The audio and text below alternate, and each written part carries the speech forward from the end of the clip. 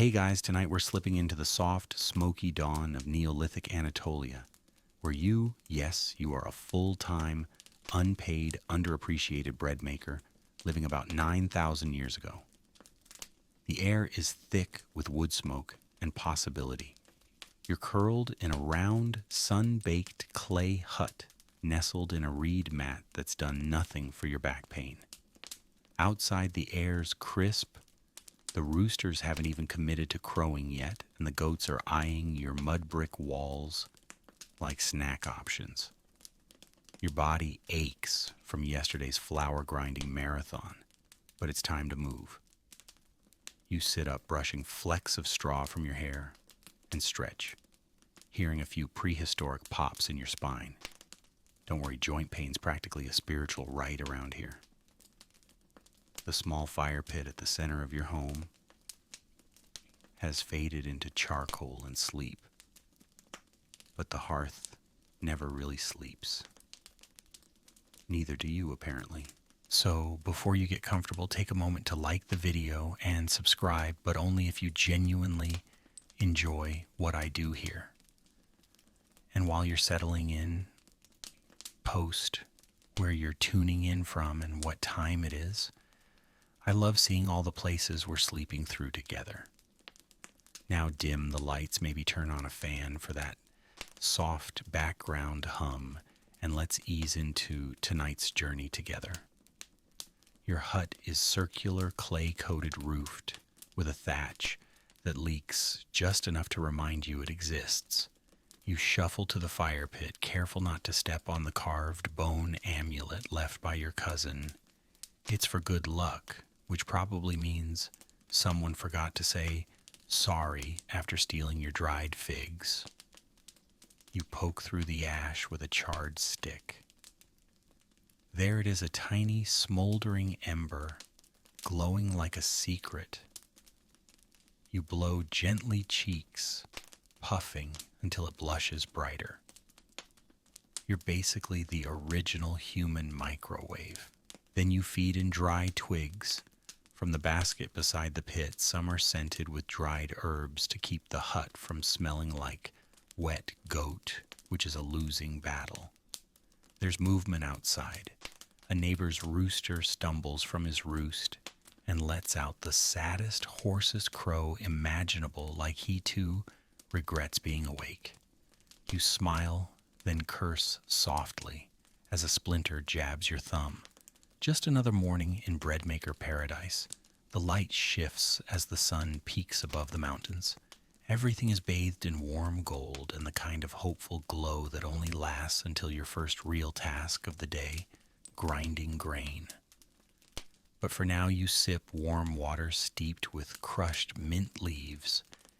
It tastes earthy, slightly bitter, but you pretend it's an oat milk latte because survival depends on a good imagination. Outside the village is a patchwork of similar round huts, all exhaling smoke into the morning sky. You hear a baby cry, a goat sneeze, and someone retching, probably your uncle again. He still insists fermented berries are medicine. Historians still argue whether these early Anatolian villages were matriarchal or not, but in your case, let's just say the women make the bread and the decisions, and nobody dares question either. You pull on a wrap of coarse linen frayed at the hem, stained with elderberry and clay. You secure it with a bone pin that always stabs you a little no matter how you twist it. Jewelry is functional, painful, and frequently lost in hay piles. You step outside barefoot feet, instantly chilled by dew-slick dirt. You nod to your neighbor's son, who is already chasing a chicken with all the grace of a drunken weasel.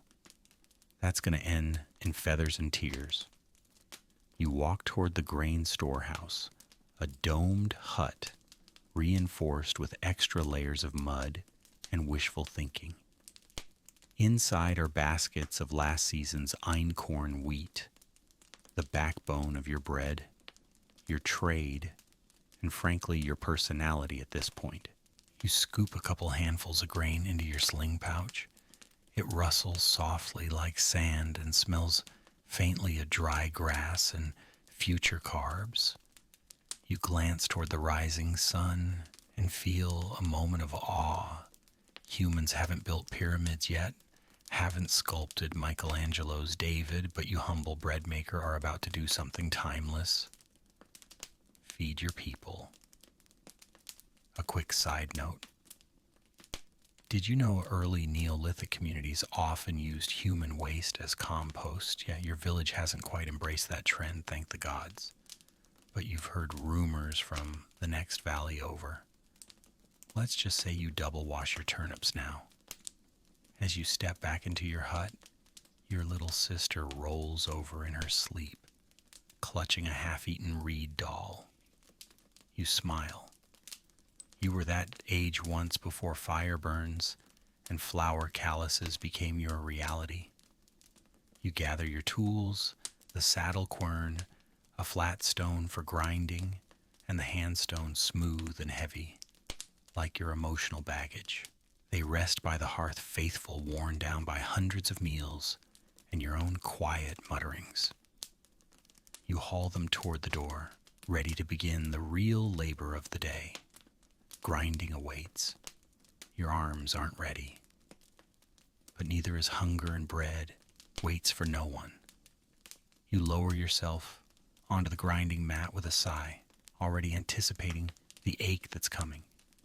Your knees creak, your shoulders groan, and the morning air hasn't even fully warmed up yet. Before you lies your loyal companion, the saddle quern, a slab of limestone so smoothed from use, it gleams faintly under a layer of flour dust. You swear it used to be thicker, but maybe that's just your memory, doing what grain dust does to brains clouding it gently. The handstone fits perfectly into your palm, worn down like a river rock after years of toil.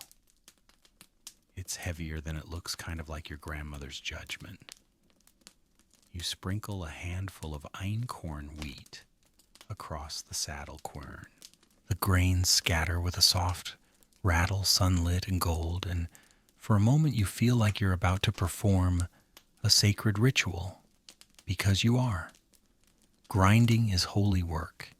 It turns seeds into sustenance. You begin the rhythm forward and back, forward and back. You lean in with your whole upper body. Muscles tighten, breath shortens. Your forearms ache almost immediately, like they're protesting the 1,000th time you've asked them to do this. The sound is intimate grit on stone, breath on dust. If bread is the heart of your village, this is the heartbeat. It's not fast. It's not easy. But it's life. After a few minutes, the flour starts to pile up in a fine pale crescent at the bottom of the stone. It smells warm and nutty. Your hands are already turning ghost white. You wipe sweat from your brow with a flour-covered wrist, which just makes everything stickier. This is peak glamour. This is your red carpet moment. Across the dirt path, your neighbor is trying and failing to tie up a goat. It bucks, kicks over a basket of millet, and bleats directly at the gods. You smirk. Some people wrestle animals. You wrestle wheat. You pause to stretch your fingers, flexing them one by one. Your thumbs throb. The Neolithic fitness program doesn't believe in rest days. And here's a fun fact. Historians believe that women did the majority of grinding in these communities. Some archaeologists even distinguish female skeletons by the extra wear and tear on the joints caused by grinding stones. Your joints, in other words, are about to be future academic gossip. You go for another round, adding more grain. The movements become hypnotic, forward and back, crunch and drag.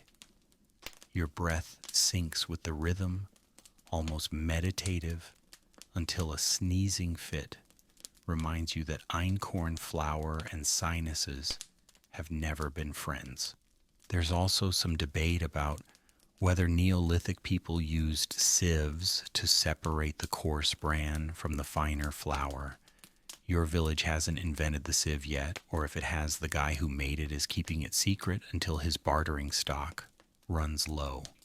So your flour's a bit on the gritty side, adds texture, builds character, possibly cracks molars. Behind you, someone lets out a war whoop. You turn just in time to see two kids streak past, shrieking with joy, one of them covered in clay, the other in what appears to be mashed elderberries.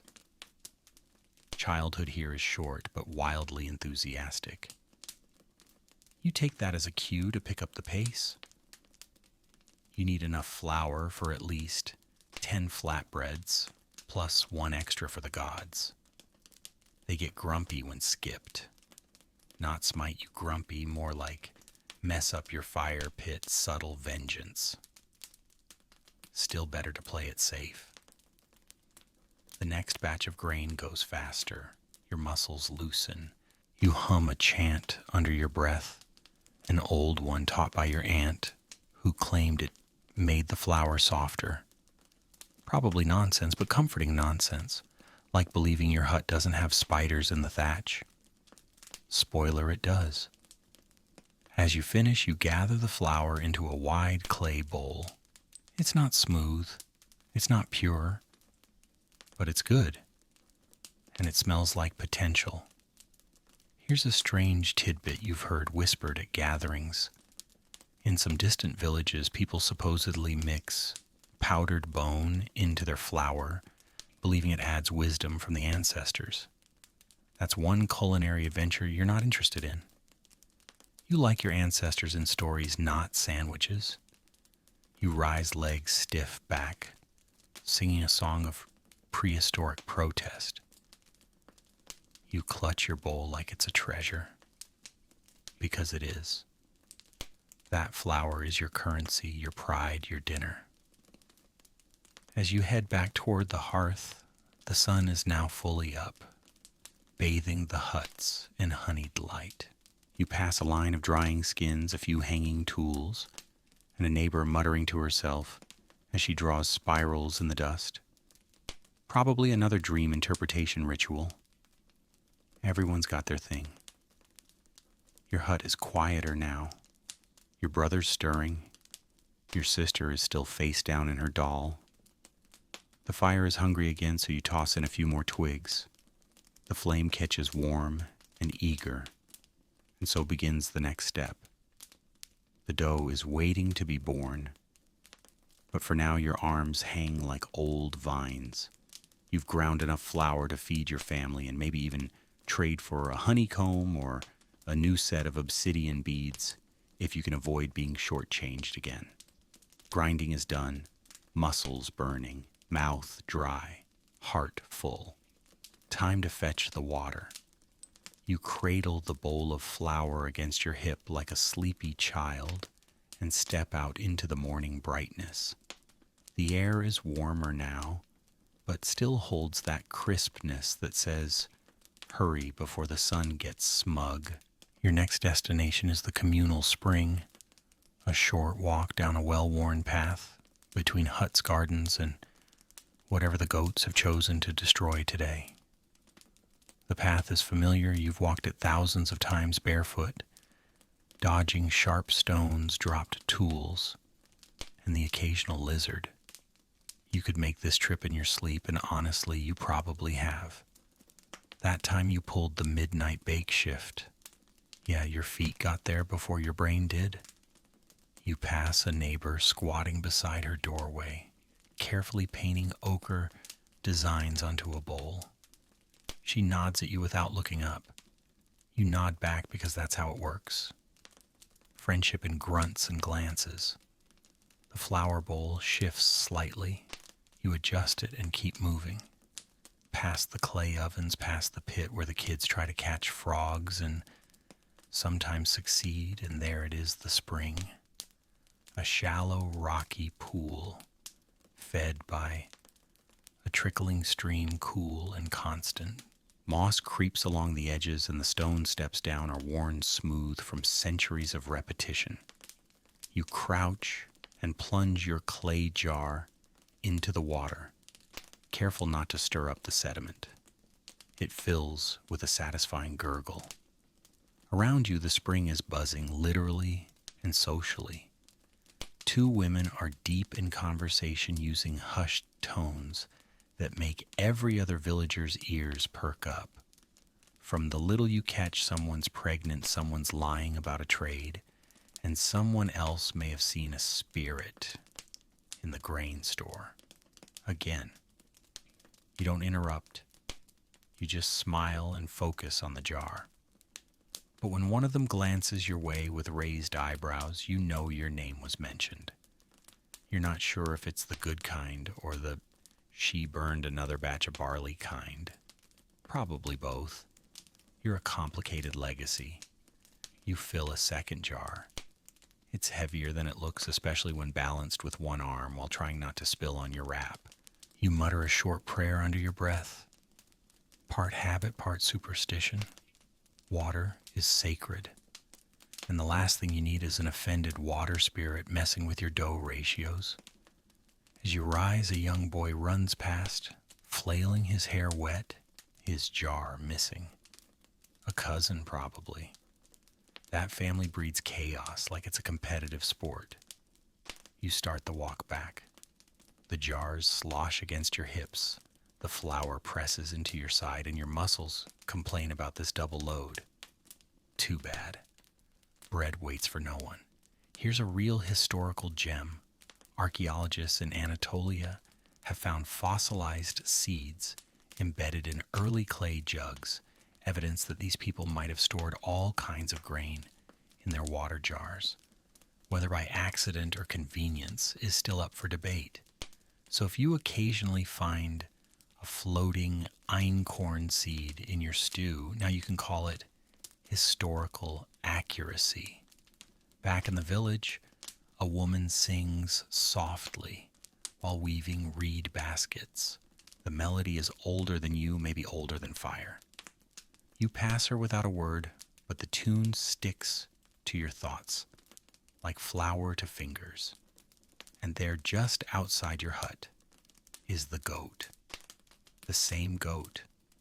The one who's been eyeballing your storage basket for weeks now. It gives you a look that says, I see you, flour hoarder.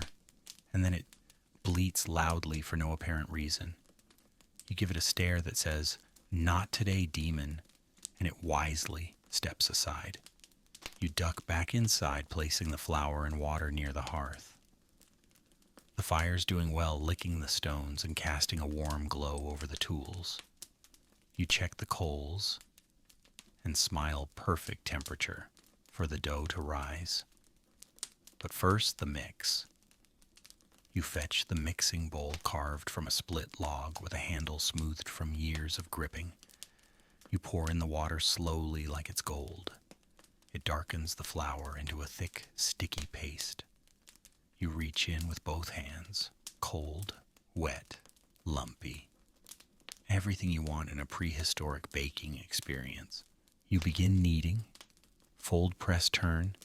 Your knuckles dig into the mass, turning it from paste into promise. The texture changes minute by minute from gritty slop to something almost alive. It stretches, resists, then gives in. A perfect metaphor for literally everything in your life. And here's where things get interesting. Historians still argue whether salt was commonly added to Neolithic bread. Some say yes, harvested from dried up riverbeds or traded inland from salt lakes. Others argue it was a rare luxury. In your case, you've got a pinch of the good stuff hidden in a cracked gourd under the hearth. You sprinkle it in smugly. Today's bread will taste like ambition. As you knead, a beetle crawls across the dirt floor, unaware it's narrowly avoiding a flowery fate. You flick it gently aside. Live and let live unless it's weevils. Weevils are the enemy. The dough comes together at last, a dense, sticky orb that clings to your fingers. You plop it into a clay bowl, cover it with a linen scrap, and set it by the fire to rest. Like you wish you could. But you're not dough. You're a bread maker. And break time is a myth. You lean back, wiping your hands on your wrap. The scent of yeast already hangs in the air, earthy, sour, alive. Outside, someone shouts about a missing chicken. Another day, another poultry mystery. The dough will rest, you won't. There's an oven to build. You step outside again, this time carrying a bundle of straw, a basket of damp clay, and the kind of weary determination only a Neolithic baker can possess. The spot you've chosen is already familiar, just behind your hut, where the wind breaks gently against a sun-baked wall. You've built and rebuilt this oven more times than you care to admit. It's like a cranky pet, loyal, needy, and prone to cracking at the worst moment. You begin by scraping away the ash from last night's collapsed oven top. There's still a faint scorch mark in the dirt where your last fire burned a little too enthusiastically, probably because your cousin decided that a few extra pine cones would give it flavor. You dig down to firmer earth, using a smooth stone and the heel of your palm. Today you're going full dome, the classic upside-down bowl made from clay and reeds. It's one of the oldest oven types in the world, and for good reason it works. You spread a rough circle with your fingers, laying down a ring of damp clay like you're icing a prehistoric cake. Then come the reeds, bent and woven into a low basket-like dome, forming the skeleton of your oven. You remember how your aunt used to shape these faster than you could blink, muttering curses under her breath the whole time. Once the frame is in place, you coat it carefully with thick layers of mud your mud collected after the last rainfall, mixed with grass straw and a little chicken poop. Don't ask why. Someone once said it helps bind the structure, and you've never questioned it.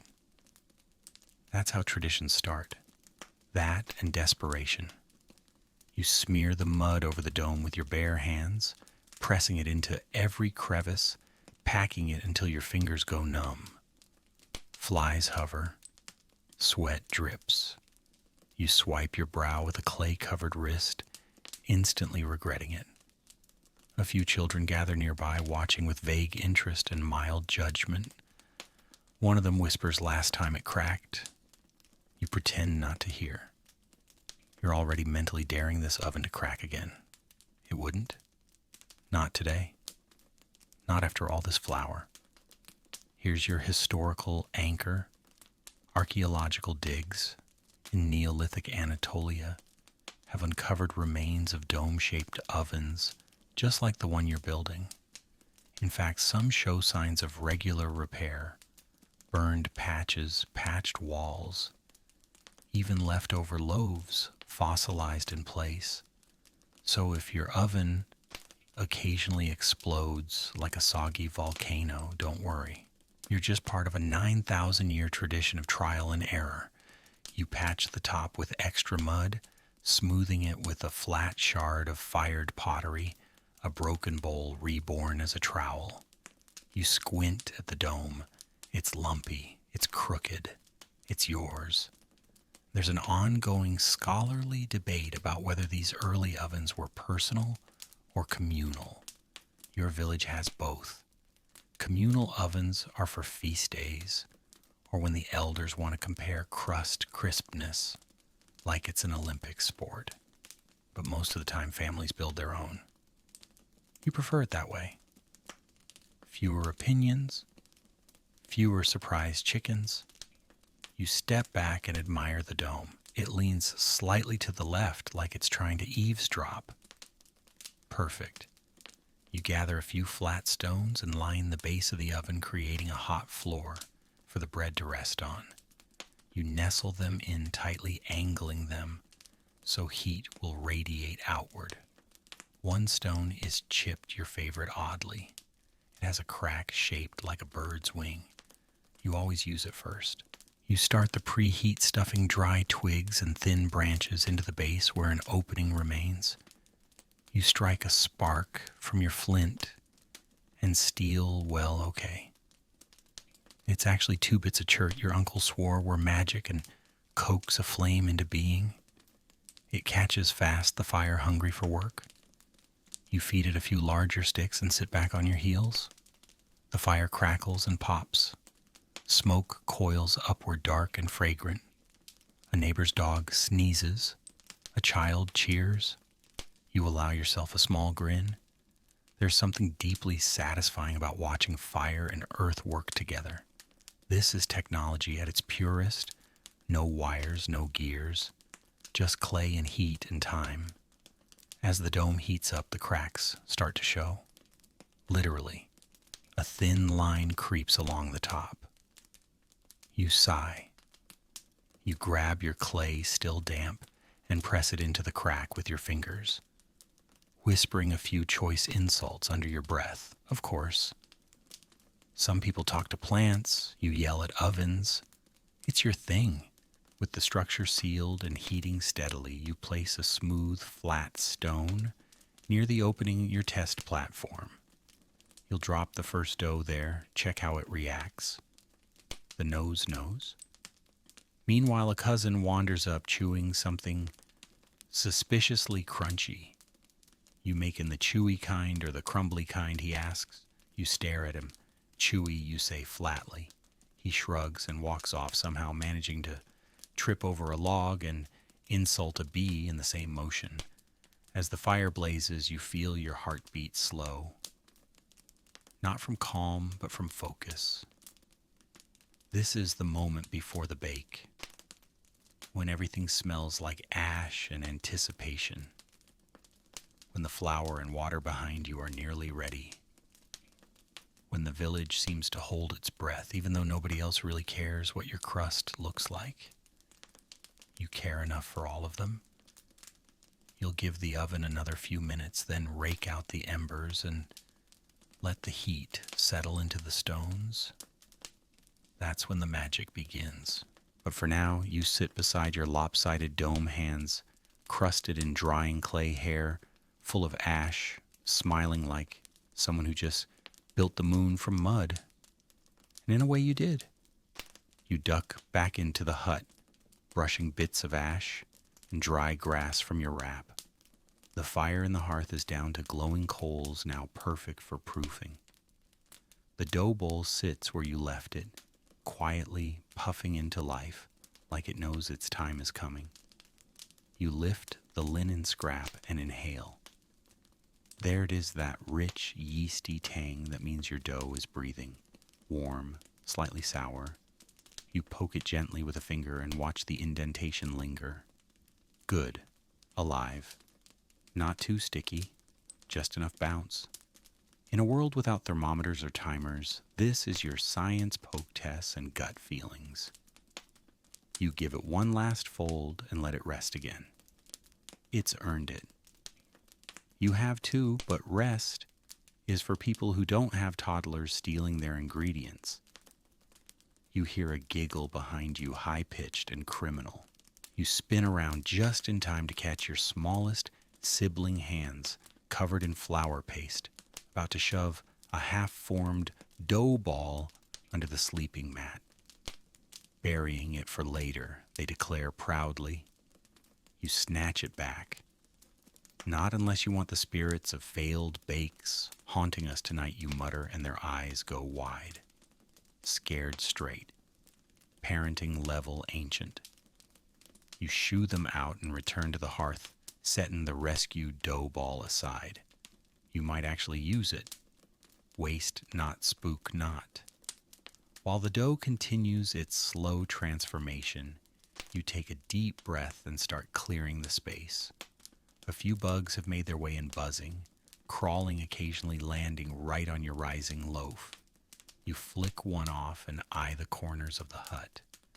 You've tried everything to keep pests out, hanging dried herbs from the rafters, smearing the doorway with pungent mud, even setting out bitter leaves in tiny bowls like offerings. It works, sort of. Not really. Okay, not at all. There's an open question among historians about how Neolithic people dealt with household pests. No conclusive answer yet, but based on your experience, the answer is they didn't. They just lived in uneasy truce with the bugs and did a lot of shaking out their bedding. A fat fly lands on the rim of your flour bowl. You swat at it half-heartedly. It dodges. You sigh. Somewhere in the afterlife, your great-grandmother is probably laughing at your technique. Just then, your neighbor calls in from outside. She wants to borrow your mixing stone. Again. The one she returned last week but somehow left out in the rain. You groan and head to the back of the hut, retrieving it from under the pile of reeds. It's still damp and you suspect she'll break it by Tuesday. You hand it off anyway, because in a village this small resentment has a short shelf life, or at least it should. As she thanks you, she glances at your oven, nods once, and murmurs, "Looks sturdier this time." High praise. You smile despite yourself. You head back in, checking the dough again. It's puffed up more now, soft and eager. You grab a smooth gourd, dipped in oil, and brush the inside of your hands with it before starting to portion the dough. Oil helps with the stickiness. That's the trick. That and not panicking when it slimes onto your elbows. You divide it into rounds, 10 small ones and one slightly larger meant for the shrine. You place each one on a leaf or a smooth shard of pottery ready for baking. They look rustic, which is to say uneven. But this is Neolithic baking, not a food influencer's feed. Here's something not everyone knows. Some Anatolian communities may have added crushed chickpeas, lentils, or wild legumes into their dough to stretch the wheat. Historians still argue whether it was out of necessity nutrition or just a desperate attempt to please picky children. You've tried it all. Your little brother once cried because his bread had too many green bits. You still bring it up. As you're lining up the dough rounds, a cousin wanders in, sniffing the air. "Is it ready yet?" he asks, knowing full well it's not. You point at the door. He leaves, but not before trying to sneak a raw piece. You smack his hand with a spoon. Tradition. The fire outside is quieted, now embers glowing under a fine ash bed. Perfect timing. You scoop the proofed dough rounds onto a broad platter, carry them outside like sacred offerings, and squat beside the oven. You rake out the last of the embers with a long stick. The inside of the dome glows faintly. Heat radiates up your arms. You test it the old way, holding your palm near the opening and counting until it hurts. About 4 seconds. That'll do. The chicken clucks somewhere too close. You squint at it. Not today, feathered thief. You place the first dough round on your favorite stone, the one with the bird wing crack. The dough sizzles faintly. You smile. That's the sound of breakfast becoming memory. One by one, the rest follow, each nestled into a different part of the hot floor. You rotate them slowly with a stick nose working overtime. No timer, no recipe, just instinct trial and the faint hope that nothing catches fire. A baby cries in the distance. Someone is arguing about fish bones. Your oven is warm, your bread is rising, and for a moment the world is simple, except for the goat. It's back, and it's staring at your bread. You grab a stick. The goat flees, offended, leaving behind only a hoofprint disturbingly close to your prized fire pit. You glare after it, then turn your attention back to the task at hand, baking flatbreads, one sizzling circle at a time. The first one is almost done, edges just curling up. A few pale blisters blooming on the surface, steam beginning to lift like a whisper from its belly. You flip it carefully with a reed spatula, the kind your uncle claims he invented he didn't, and reveal a golden mottled underside. Beautiful. The kind of surface cave painters would have captured if they'd thought to memorialize food instead of antelope stampedes. A whiff of warm flour hits your nose, earthy, toasty, slightly nutty. This is the smell of survival. You shift to the second round, then the third, working your way around the oven like a sun worshiper performing sacred choreography.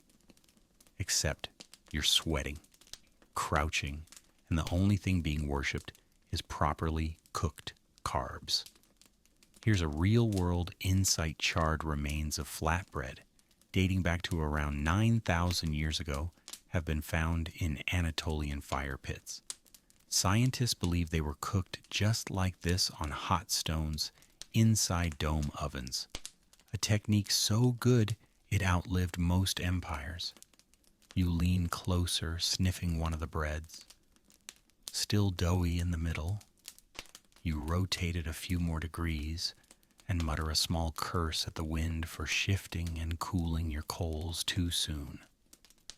You toss on a dried pine cone. It flares up quickly. A risky move, but you like living dangerously. One child, possibly yours, possibly someone else's, creeps closer wide-eyed. You hand them a cooled crust from yesterday's batch. They bolt crumb trail in tow. You sigh. Bread feeds more than bellies. It feeds curiosity, distraction, sibling rivalries. By now the first loaves are done. You lift them gently, stack them in a shallow reed basket lined with leaves, and cover them with a cloth to keep the flies and the villagers from snatching them prematurely. You feel a swell of pride. The tops are golden, the edges just kissed by flame. The smell is enough to start a stampede. You pop in another round of dough, taking care to reshuffle the stones for more even heat. One has cracked, probably from a damp spot. You'll fix it later. Or not. You've learned that prehistoric kitchen perfection is mostly a rumor passed down from jealous uncles. Meanwhile, behind you, the village simmers. A pot is clanking somewhere, a baby is still crying, and two women are arguing over whose turn it is to clean the fish rack. Above it all, the smoke from your oven swirls gently into the sky, carrying the scent of labor flour and faint victory. There's an odd moment, quiet, rare, where you sit back, arms resting on your knees, watching the oven breathe. The dome radiates heat, and your shadow stretches long across the packed earth. This is what satisfaction looks like. Not medals, not applause, just the knowledge that in a few minutes 10 people will bite into something that didn't exist an hour ago. You look down and see your little shrine crust, the slightly larger, best-shaped bread you always set aside. It's not superstition exactly. More like respect, a nod to something bigger, or maybe just a way to keep your oven from rebelling tomorrow. You set it on a small, flat stone near the edge of your garden, under the watching eyes of a sun-warmed clay figurine. She's been there longer than you've been alive. Her face worn, smooth her presence, oddly comforting. And here's something scholars still debate, whether these early figurines were goddesses, ancestors, or just old toys that gained meaning over time. Whatever the case, you always offer her the best bite. She hasn't let you burn a batch in months. Coincidence, maybe. But you're not taking chances. Back at the oven, the second wave of bread is puffing nicely. You grab a carved stick, your own personal flipping wand, and nudge the edges. One is bubbling too fast. Another is dragging on the hot stone. You adjust, muttering quietly, like a sorcerer tending to potions, which frankly isn't far off. Suddenly, a commotion. Your uncle rounds the corner with a panicked expression and a live fish under his arm. Trade emergency, he pants. We need 4 breads. Now. You stare at him. He stares at you. You both look at the fish, who looks deeply unamused. You don't ask questions. You wrap 4 finished rounds in a bundle of leaves and hand them over. He nods, vanishes, and you're left wondering whether trade emergency means food or flirting. Probably both. You rake the ash to one side, preparing the stones for the last batch.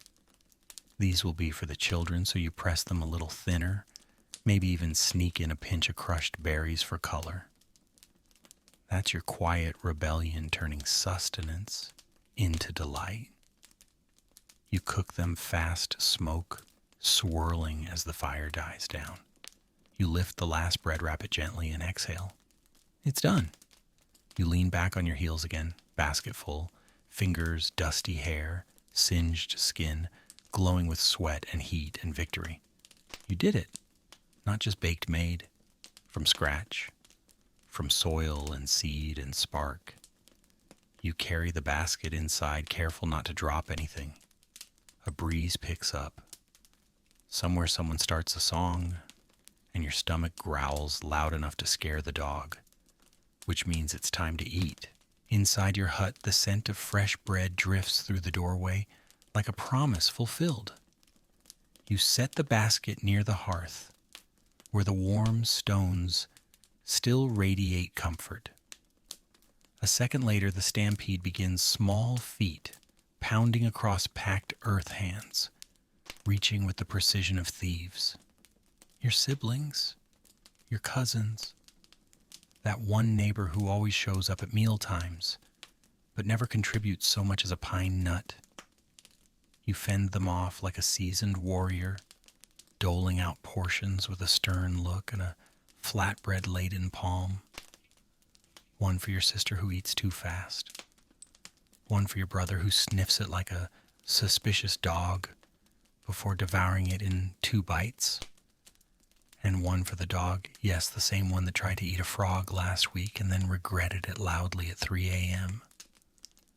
You finally sit down, cradling your own bread. The surface is warm against your fingertips.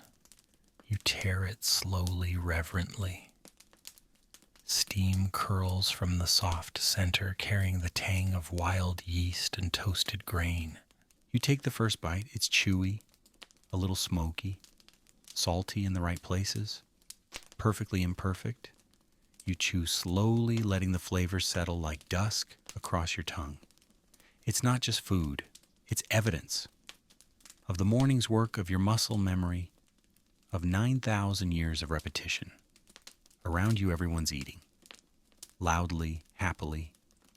The hut is alive with smacking mouths, laughter, and the occasional argument over who took the biggest piece.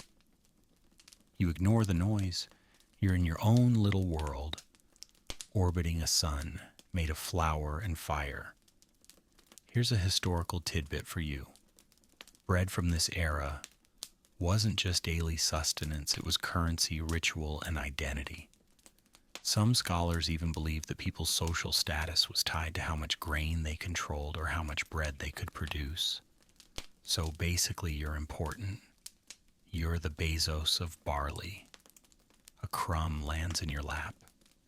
You flick it toward the hearth. The dog pounces and misses. Everyone laughs. It's these tiny moments, simple, chaotic, beautiful, that make your aching arms and flour-caked fingernails feel entirely worth it. And as always, once the first round of bites is done, the village politics begin. Someone leans in. Did you hear what Mila said about the elder son? Someone whispers. Another voice answers. No, but I saw her sneak an extra fig from the shrine bowl. You nod wisely, saying nothing. bread in mouth, ears wide open. It's a time-honored skill. Listen more, chew slower. A cousin nudges you. You use the new salt, he asks, eyeing his piece. Tastes fancy. You raise an eyebrow. You're imagining things. You're not. You absolutely use the good salt. There's always a certain kind of hush that settles after the first wave of hunger crashes and recedes. People lean back. Stomachs expand. The fire crackles. You see your little sister offering a bite of her crust to the clay figurine by the wall. Not a full piece, just a nibble. But it's enough. You nod in approval. Historians still debate whether Neolithic rituals were strictly spiritual or more like early social customs designed to teach sharing and gratitude. Either way, they worked, at least long enough to keep families from killing each other over burned loaves. Once the basket is mostly empty, you wrap up the last few flatbreads in leaves and tuck them into a woven pouch. Those are for later afternoon chores, trade or emergencies, aka sudden unexpected guests with opinions. You stash them under your sleeping mat right next to your stash of dried berries and resentment. Now comes the part you both love and dread cleanup. You rise slowly, bones creaking like old floorboards. You gather the used tools, the oil-slicked gourd, the leaf wrappings, and head outside. The sun is higher now, and the air's starting to thicken with the smell of midday labor manure, charcoal bodies moving in the heat. You tip the leftover ash from the oven into a pit behind the hut. It'll be used later to fertilize the herb bed, assuming the goats don't get to it first. A familiar voice calls out. Your aunt, the one who always wears too many beads and knows everyone's business before they do. You're invited, she says simply. To what she grins. A berth. 2 huts over. You nod. That explains the shouting you heard last night. In your culture, bread isn't just food, it's an offering, a symbol of life. When someone's born, a batch is made specially for the occasion. You've got honey, you've got herbs, you've got a little time. But first, you need to visit the shrine. Back inside, you pick up the shrine loaf, the one you set aside. It's still warm, still perfect. You break off a clean corner and place it in a clay bowl near the doorway figurine. Then you whisper, thanks, not because you have to, but because you always do. Because in a world of chaos, one thing remains constant. Grain becomes flour, flour becomes dough, and dough, well, if the wind is kind, becomes something worth sharing. You gather the herbs with practiced ease fingers, brushing over familiar shapes. In the garden just beyond your hut, bitter mint, curling thyme, a few purple-stemmed leaves that your grandmother swore cured stomach aches, nightmares and bad manners. You snip them with a flint-edged blade, the kind passed down through 3 generations and sharpened on the same river rock since you were small enough to use it as a toy. The plants grow in neat little clumps between stones and clay shards, intentional markers, half to keep goats out, half to remember where you buried that one failed batch of turnips. Sunlight glints off a polished bead embedded in the dirt, some child's treasure lost in last season's rains. You pocket it. It's lucky now. You wrap the herbs in a strip of cloth and tie it off with a braided grass cord. You'll bring this to the new mother, along with a honey-sweetened moon loaf, a double offering for the body and for whatever unseen things hover over new life like midwives made of breath and mystery. Before that, though a quick trade, you pass by the far side of the village where a merchant has set up under a piece of stretched hide, his goods glinting like a crow's hoard. Obsidian blades, bone needles, beads, in shades you didn't know the world could make. You recognize him tall, sun-wrinkled, with an accent that sits awkwardly in your ear, like a stone in your sandal. Got bread, he asks, eyes scanning your pouch. You nod and offer one of the better rounds, warm and still pliant. He weighs it like it might fly away, then offers you a narrow blade in return. Obsidian razor sharp wrapped in sinew. You accept without a word. That's how these things go. Quiet, efficient, measured in crust and cut. Here's a fringe theory for you. Some researchers think merchants like this spread not just goods, but stories, songs, and even spiritual ideas from one village to the next. Trade routes weren't just economic arteries, they were cultural lifelines. So the next time someone sings a lullaby you've never heard before, chances are a merchant taught it to someone's grandmother under a different sky. You head back toward the oven herbs in hand blade, tucked into your belt. As you pass by the grain storage pit, an underground hollow lined with clay and sealed with ash, you remember it's time to check the weevil traps. You crouch, lift the cover carefully, and peer inside. The grain smells good, dry, sweet, whole. No rot. But still, you run your fingers through the top layer, looking for the telltale signs holes in the kernel's movement. Tiny carapaces that crunch under pressure. Nothing today. A miracle. You scoop a handful, toss it gently into a nearby chicken coop. One lucky bird clucks with approval. You take that as a sign. Historians still debate whether these early Anatolian pits were solely for grain, or also doubled as emergency shelters or ritual chambers. Yours is just for storage, but your aunt swears there's a whispering echo if you shout into it after sundown. You haven't tried. Some mysteries taste better when left uncooked. You cover the pit again and brush the ash from your hands. The wind has picked up slightly. A welcome breeze, scented with fire smoke, distant goats, and something floral. Probably whatever your neighbor's been rubbing on her neck in an attempt to flirt with the obsidian merchant. You step inside the hut and begin preparing the moon loaf. The dough's already resting from earlier, but this one gets special treatment. A drizzle of honey your own wrestled from a hive last summer with more bravery than sense. A sprinkle of dried herbs crushed between your fingers until the oils release. You shape it into a crescent, pinching the edges like your grandmother taught you. Not too thick, not too thin, just enough curve to catch a blessing. As you set the loaf aside to proof, your uncle wanders in holding a cluster of tiny mushrooms in one hand and a very hopeful expression in the other. For the baby, he says, you eye the mushrooms. Those made Mila forget her name for 3 days. Exactly, he grins. You take one to be polite and plan to feed it to the fire gods later. They have strong stomachs.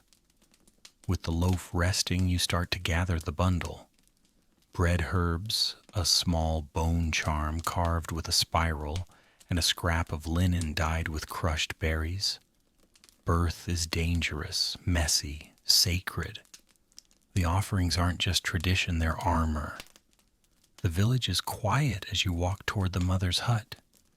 People move slowly, carefully, voices hushed out of respect or fear. Sometimes it's hard to tell the difference. A few older women sit outside humming low songs. Inside, someone is weeping, though you can't tell if it's from joy or exhaustion. You set the bundle near the door and step back. The midwife nods. The mother's face appears in the shadows, for just a moment drawn radiant, ancient, and new, all at once. You whisper something under your breath. You don't even know what language it is. The air seems to hold it. gently, and then you walk away barefoot on the warm dust toward your cooling oven and the empty flour bowl, waiting to be filled again tomorrow. The sun is dipping low by the time you return to your hut, your shadow stretching long and tired across the dust-packed village paths. The air smells like ember, and herbs like dirt after heat, like work, winding down but never truly done. You step over a sleeping dog, yours or someone else's, hard to say, and set your empty bread basket down beside the hearth. You stretch arms overhead, spine cracking like dry thatch, and then you notice something. Your grindstone is missing. You stare at the empty space beside the hearth, where it always sits, flat, reliable, carved from limestone smoothed into the shape of your palm over years of wear. Gone, not moved, not tucked under the mat, just gone. A lesser baker might panic. You, however, have lived long enough in a village where things walk off with alarming regularity. You do a slow circle of your hut, lifting mats, peering into baskets, even checking under the drying rack where moldy roots go to dream of soup. Nothing. You step outside, scanning the yard. 2 chickens peck at the ground near your herb pile. A child is throwing pebbles at the wall for no reason. A teenager leans casually against the fence post, eyes suspiciously averted. You approach. Seen my grindstone, you ask. They shrug. What's a grindstone? You raise an eyebrow. The thing you borrowed last month and swore you returned. Oh, they say. That grindstone. They point toward the far end of the village where your cousin Duran is known to live, and hoard anything vaguely useful, shiny, or moderately circular.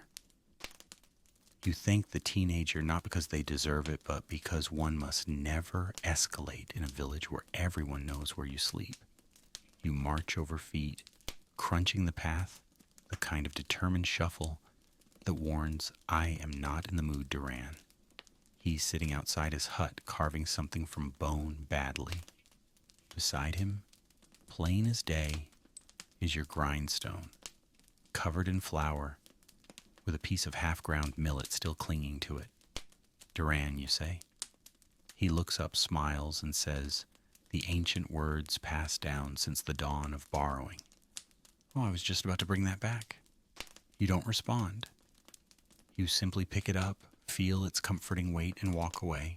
Here's a strange but true archaeological tidbit. Some Neolithic settlements show signs of tool circulation items found in houses far from where they were originally shaped or buried. Historians still argue whether this points to communal sharing or good old-fashioned theft. Your vote's on the latter, probably both. Back in your hut, you return the grindstone to its rightful place. The relief is disproportionate but real. It's not just a tool, it's your tool. With the smoothness only your hands have made and the scratches only your stubbornness has earned.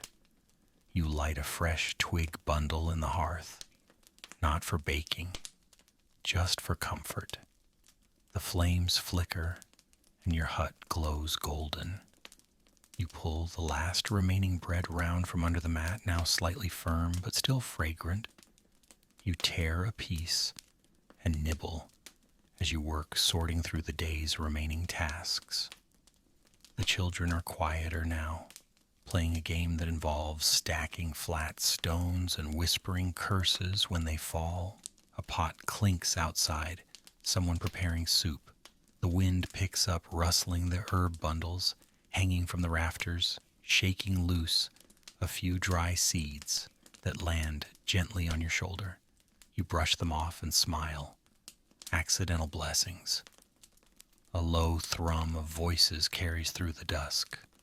Someone singing again, same song as earlier now, slower drifting between the huts like smoke. You hum along without meaning to. It's one of those tunes you never learned but have always known. You set the grindstone aside and look around. There's a sense of order now, of things returned if not fully restored. A reminder that even in a world without locks, without alarms, people usually bring things back.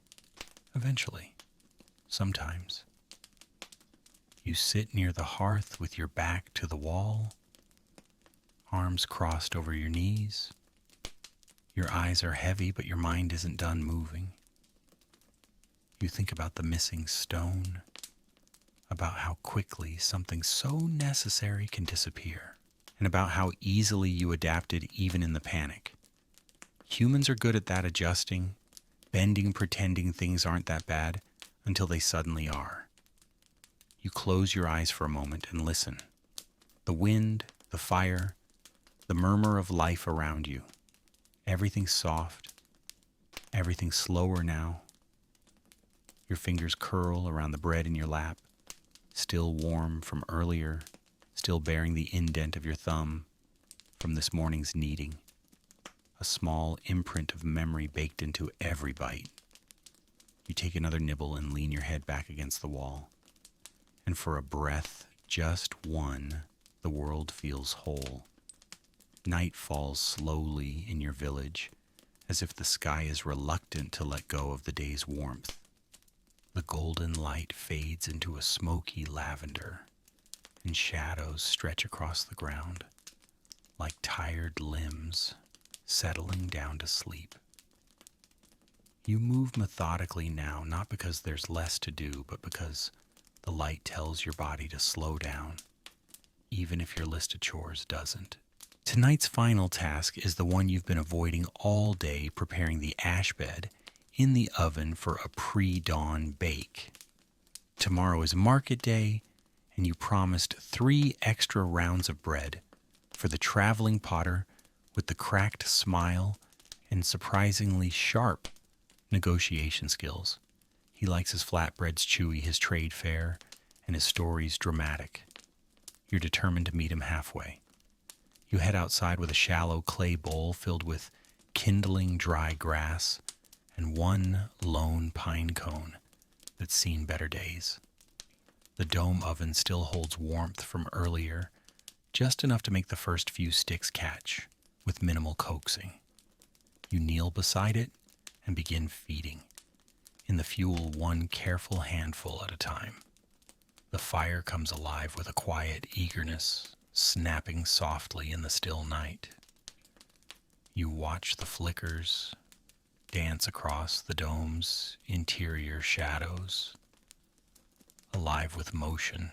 There's something primal about this part, the way your hands move without thinking, the way your breath sinks to the fire's rhythm, the way your thoughts scatter into sparks and vanish into the stars. Once the fire is fully stoked, you begin the ash bed build. This is your trick. A long, slow bank of coals buried under ash, left overnight, ready to resurrect the oven at first light with nothing but a gentle stir and a whisper of dry grass. You rake the coals, carefully spreading them across the stone base. Then comes the ash cooler stuff from the hearth, ladled gently like flour over dough. You layer it in until the glow is hidden, though not extinguished. Somewhere in there, warmth will live until morning. It's a method older than memory. And still scholars argue whether Neolithic bakers actually used ash beds for heat retention, or if this was a later innovation. But based on the way your loaves hold heat and crust, just right come sunrise, you'd bet your last grain of salt they did. You sit back on your heels and let the warmth seep into your legs. The stars blink above, slow, steady, familiar. You know a few of them by the names your mother taught you. Others you've renamed yourself. That crooked one over the mountain. You call it the bent loaf. It always makes you laugh. A breeze flutters the hair against your cheeks, and you pull your wrap tighter. The village has gone quiet now. A few muffled voices drift from the elder's hut. A baby coos somewhere in the dark. The occasional thud of a dropped tool echoes faintly, followed by a whispered curse. Life still moving but slower. You glance back toward your own doorway. The glow from inside is warm and welcoming. You know the little ones are curled together, limbs tangled like roots, dreaming of frogs and fire, and probably stolen bread. Your sleeping mat is waiting tucked in the corner where it always lives, stuffed with reeds that poke you in the ribs, no matter how you turn. But first you check the dough. You step inside and kneel beside the clay bowl where you've hidden the pre-mix for tomorrow's batch. It's not much yet, just flour and water, a pinch of leftover herbs, and whatever natural yeast the day offered. But it's bubbling, rising, breathing. You press your palm against the side of the bowl. It's warm, alive, a little sticky. You smile. It'll be ready by morning, maybe even sooner. You scoop the dough into a lidded pot lined with a smooth cloth, then nestle the pot beside the still warm hearth. Just enough residual heat to keep it growing. Not so much that it gets ideas and overflows into another disaster story. You still haven't lived down the clay pot incident from last summer. This is your last movement of the day, one final act of faith. You've done all you can. The flour's ground, the bread's baked, the oven's tucked in, and the dough for tomorrow is tucked right beside it. There's one last breath of activity, a dog, circling your hut before collapsing in a heap. A beetle clicking its way across the threshold, like it owns the place. You lie down, curl under your worn wool blanket, and exhale. And there it is, the scent. Not of smoke, not of dirt, not of work, but of yeast. The quiet perfume of bread becoming. It curls in the air like a lullaby, soft and strange and completely yours. You close your eyes, and in the dark the oven holds its breath. The dough dreams in quiet circles, and so do you. You wake before the sun, not because of the rooster, he's still snoring in whatever corner he's claimed this week, but because your body knows the dough is ready, the oven is waiting, and market day does not sleep in. You move quietly through the half-dark, rubbing the sleep from your eyes with the back of one hand and stretching the stiffness from your limbs with the other. Your joints creak in a familiar symphony, one the bread responds to like a conductor arriving at the orchestra. The hearth glows faintly. You crouch beside it and lift the cloth over your dough pot. It's perfect. Puffy, pillowy, slightly tacky. You grin in the dim light. This batch might actually behave. The ash bed outside must be ready too. You grab your tools, paddle tongs, the lucky stick with the flat end, and step outside into a world still wrapped in charcoal blue. The stars are fading, replaced by a pale glow behind the distant hills. A few neighboring huts show movement silhouettes, shifting faint murmurs, the soft clink of water being poured. But mostly it's just you and the oven. You scrape the ash aside with slow sweeping strokes. The warmth that puffs out greets your face like a familiar friend. You reach in with your hand, just close enough to feel. Hot, steady, perfect. The coals underneath the ash are glowing like sleepy eyes, peeking from under a blanket. Here's a little-known historical theory. Some Neolithic communities may have used thermal insulation, not just in ovens, but in sleeping pits and storage areas as well. Clay walls layered with ash or straw to retain body heat and protect perishables. Your oven's proof of that knowledge. warmth held overnight with no fire burning, just patience and dust. You rake the embers toward the center, spread them evenly, then wait. While the stones heat, you head back in to shape the dough. This batch will be smaller, portable, easy to trade, and sturdy enough not to crumble during negotiations with that one fur merchant who always smells like smoked fish. You tear the dough into rounds, kneading each one quickly, folding and pinching the edges into tidy circles. Your fingers move without thinking, guided by rhythm, not reason. Fold, press, turn, repeat. The dough obeys. A younger cousin peeks in hair-wild face, still shaped like sleep. You're up early, they mumble. So are you, you reply. They point at the basket. Is that for market? You nod. Want to help. They blink, unsure whether this is punishment or reward, but eventually nod. You hand them a ball of dough and show them the pinch, fold, turn sequence. Their fingers fumble at first, then find their way. You don't say anything, but your heart expands just a little. Another pair of hands, learning the sacred geometry of bread. You return outside with the shaped loaves, while your cousin lingers, probably sneaking a nibble of raw dough, and then regretting it. You place the first few rounds on the hot stones, each one hissing softly in response. The air carries that ancient scent, smoke grain transformation. You crouch, elbow resting on your knee, eyes watching for the first bubbles to rise.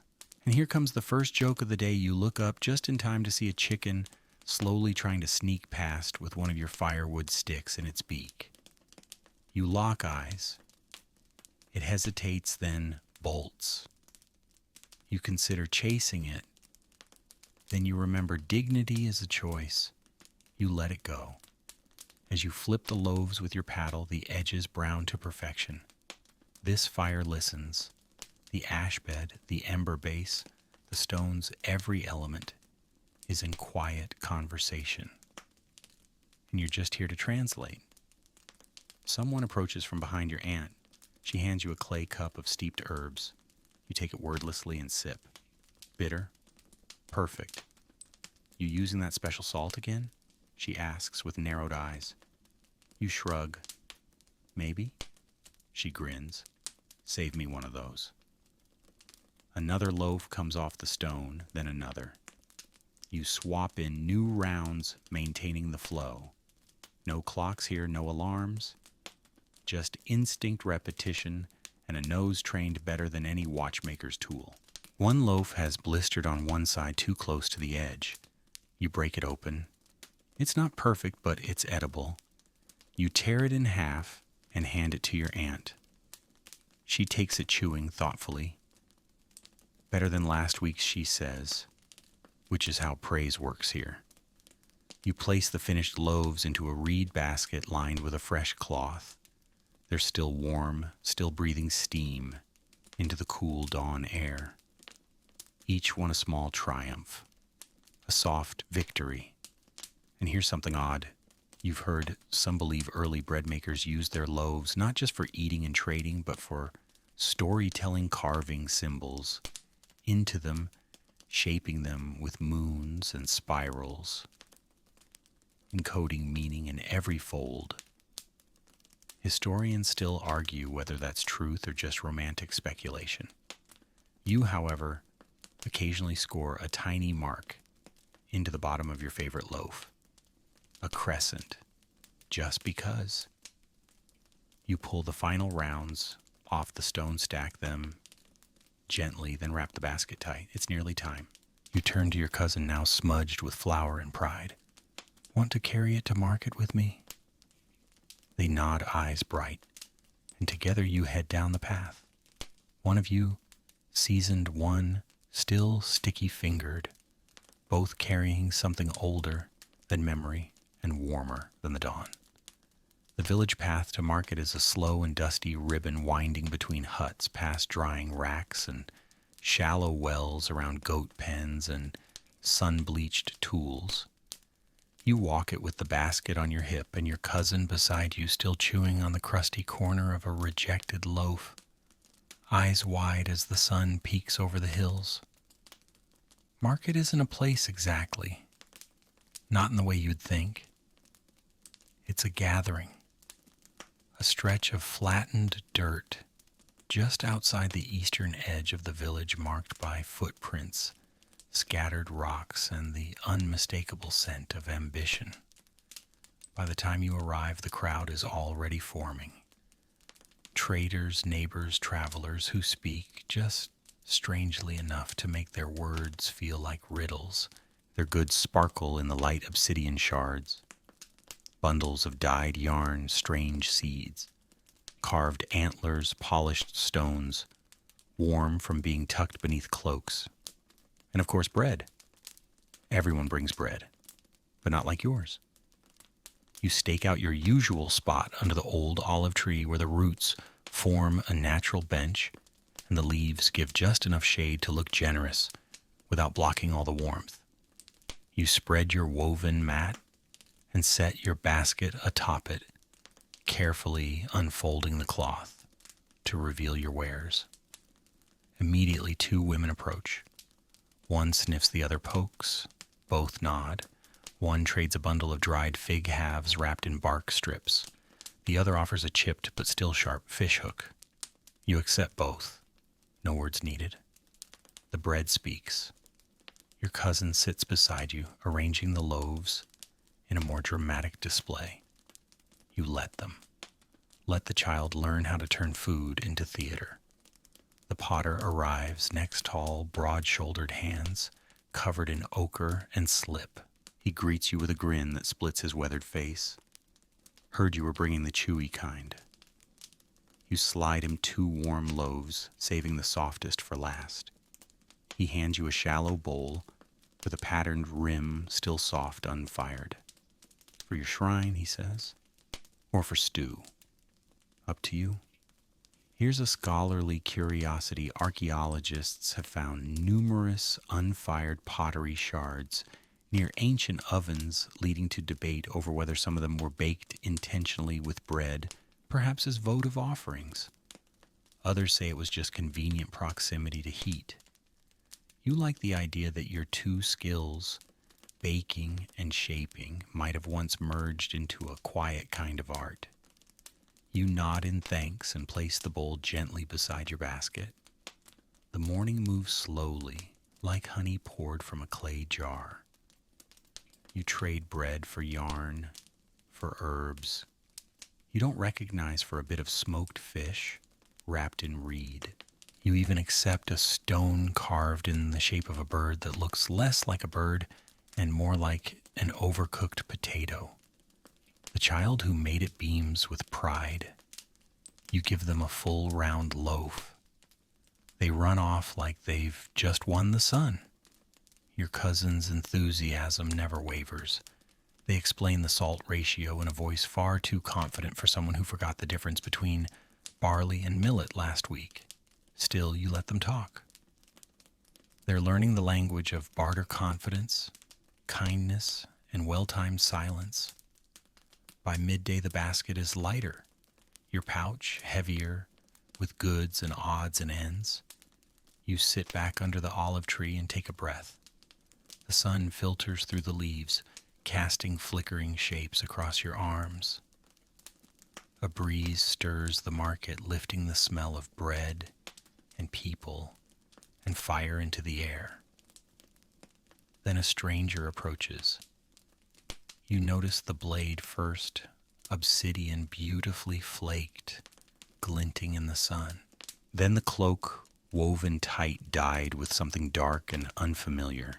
Finally, their face thin, sharp eyes like river stones. They don't speak, just point at your last 3 loaves. You wait. They kneel slowly, remove a pouch from beneath their cloak, and pour its contents onto your matte salt crystals. Not the coarse grayish kind you find dried in local stream beds, but white, translucent flakes that sparkle like frost. You both pause, The air seems to hold still. This is rare. This is wealth. Historians still argue whether salt in the Neolithic was as valuable as it would become in later centuries. Some claim it was already a form of currency. Others say its value came only with cities and roads. You don't care what the scholars say. You know what this is. You nod. The stranger takes the loaves, bows slightly, and disappears into the crowd. You're left with the salt, cool, clean, miraculous. Your cousin stares, mouth open.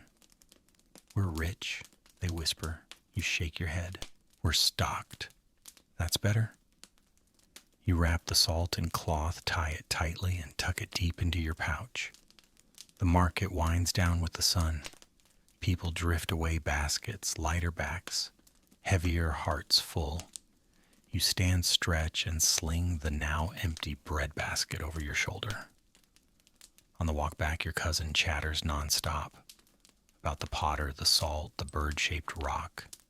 You mostly listen. Let the words drift over you like wind. Your feet know the way.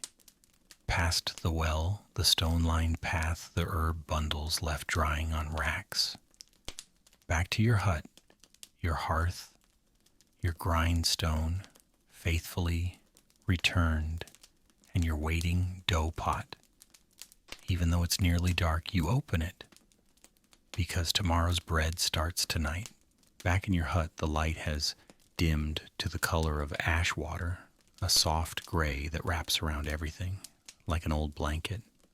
The walls, the hearth, your hands, they all blur together in this twilight moment when time slows, just enough for you to catch up to it. You kneel by the dough pot, untie the lid, and lift it slowly. Still good, still warm, still rising. The bubbles across the top have multiplied tiny gas-filled craters formed by wild yeast doing its unseen dance. You dip a finger into the edge and lift a string of sticky dough, watching it stretch and sag. It's not quite ready to bake again, but it's alive. And that's what matters. You recover the pot, carefully this time.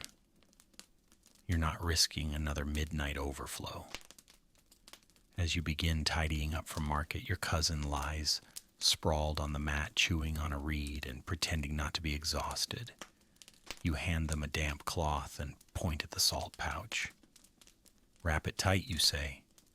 They sigh, then do it. The salt is precious.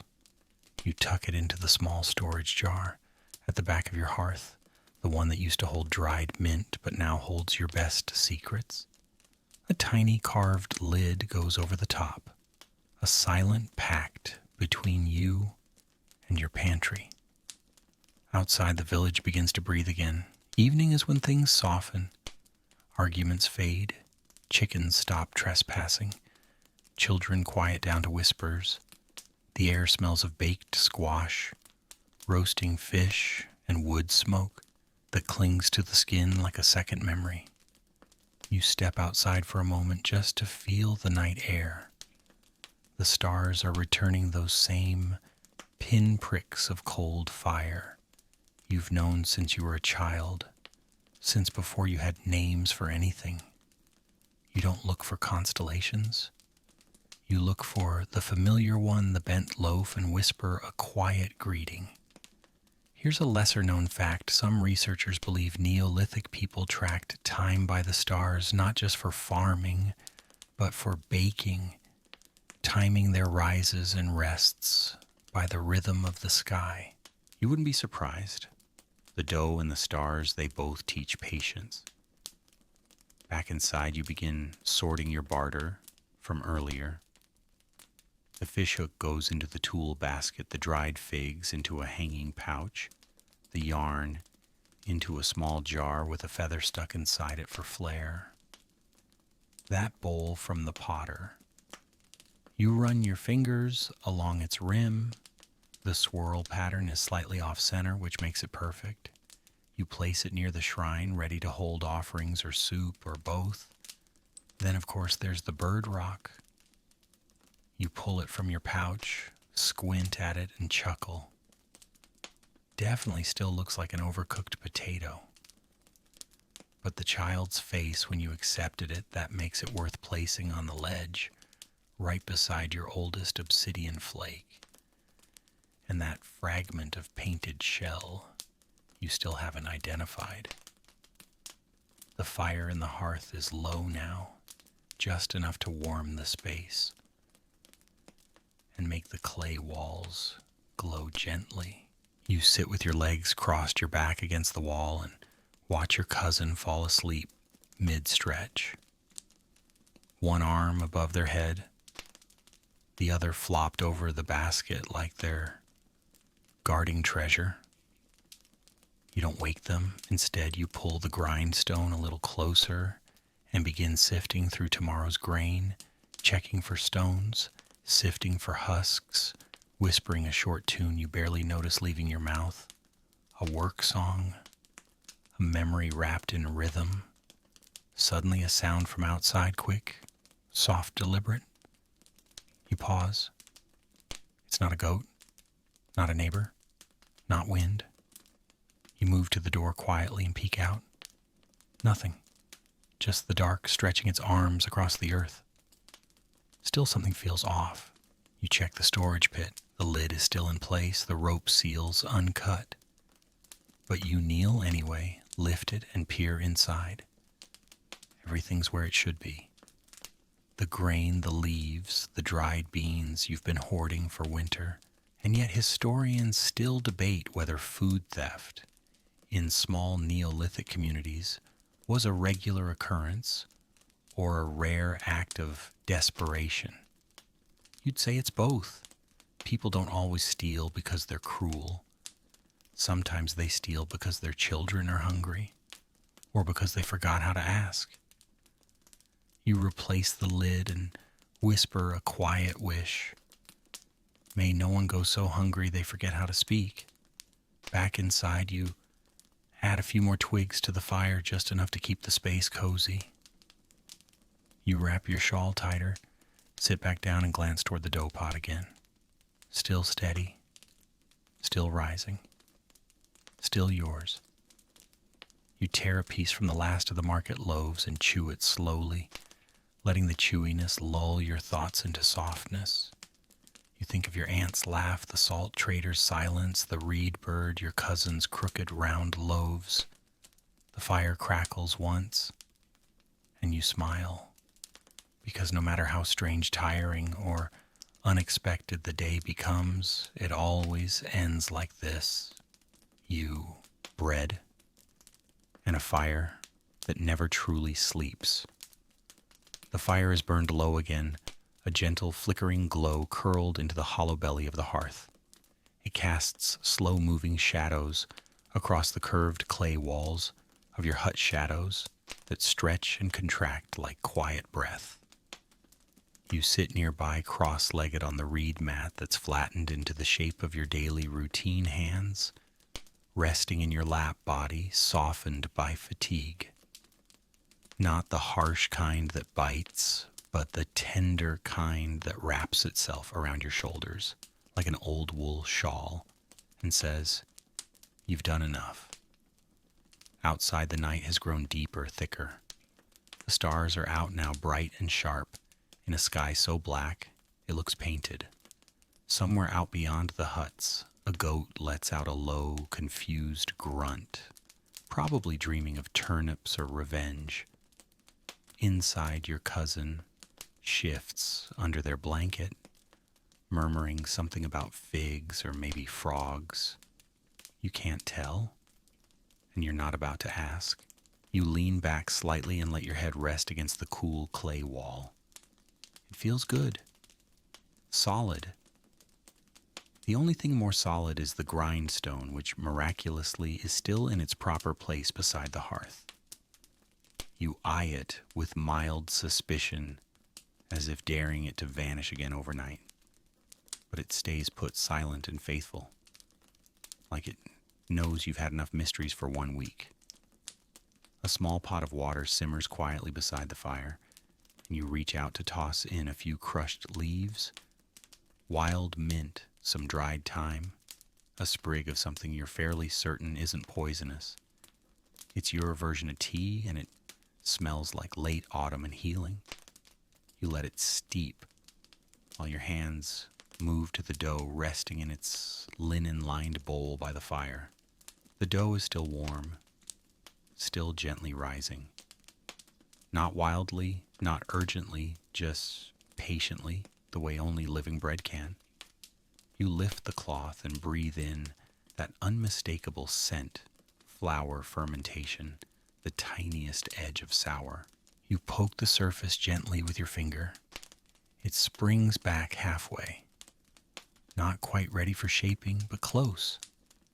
You cover it again and sip your tea. It's bitter and earthy, but it grounds you. You stare into the fire eyes, tracking a particularly energetic ember as it dances upward before disappearing into the dark. It reminds you of the stories your grandmother used to tell of stars being born in hearths and flung into the sky by village elders when no one was looking. You never believed her, but you've never stopped looking either. You get up slowly, knees creaking, and move to the storage pit beside your bedroll. It's shallow, round, and lined with hardened clay. You open the cover and check your supplies, a pouch of lentils, a few carefully wrapped chunks of dried squash, 2 figs, traded weeks ago, shriveled but still sweet, and tucked deep in the corner, the pouch of rare salt you received at market. You run your fingers across the soft fabric, ensuring it's dry, then close the pit again.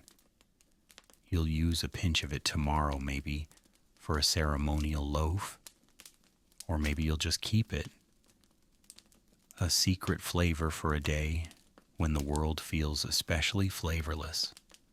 There's a sound at the door, bare feet on the packed earth. A pause, then a soft knock. Not sharp, just enough to say I'm here. You open the door a sliver and see your neighbor holding a bundle wrapped in bark. She says nothing, just places it in your hands and walks away. Inside the bundle, wild garlic, fresh and pungent.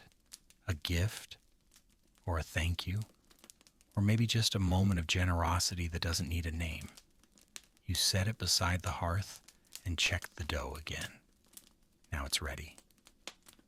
You pull the bowl closer, flour your board with practiced fingers, and begin dividing the dough into smaller rounds. The firelight flickers across your arms as you knead, stretch, fold, and shape. It's not work anymore. It's meditation. The dough yields under your touch, elastic and warm. You shape 6 rounds smooth and even, setting each on a leaf-lined tray. Tonight these won't be baked, just left to rest, to breathe, to ferment deeper in the cool air near the wall. Slow bread for a slow life. Some say bread is better this way. You agree? What's the point of rushing toward flavor that hasn't had time to know itself? Here's a curious historical footnote. Researchers analyzing Neolithic ovens have found residue from old doughs left to ferment overnight, sometimes even over multiple days. Historians still argue whether it was a technique or just forgetfulness. You like to think it was both. Some of the best ideas happen when someone falls asleep too early. You move the tray of shaped loaves beside the fire, then sit back down with your tea, which is now cooled enough to taste more plant than comfort. You drink it anyway. The hut is quiet now. The fire glows low. The clay walls are painted in long, flickering streaks of orange and gold. Your cousin breathes steadily. Outside, the wind picks up brushing dry grass against the side of your home, like a cat looking for a warm place to sleep. You check the door latch. It's firm. You check the ash pile. Still warm. You check the dough one last time, then tuck the cloth over it gently, like laying a child down to dream. You wrap yourself in your shawl and lie down on your mat. The reeds beneath you creak as they shift beneath your weight. Your body relaxes inch by inch, the warmth of the hearth trailing over your toes and ankles, softening your chest, slowing your breath. And just before sleep takes you, you whisper into the dark, "Let it rise." Because even as the night deepens and silence wraps tighter around the village, the dough will rise. The oven will wait. The grindstone will stay. And tomorrow, just like today, you'll make bread again. Because you always do. The first hint of morning isn't light, it's sound.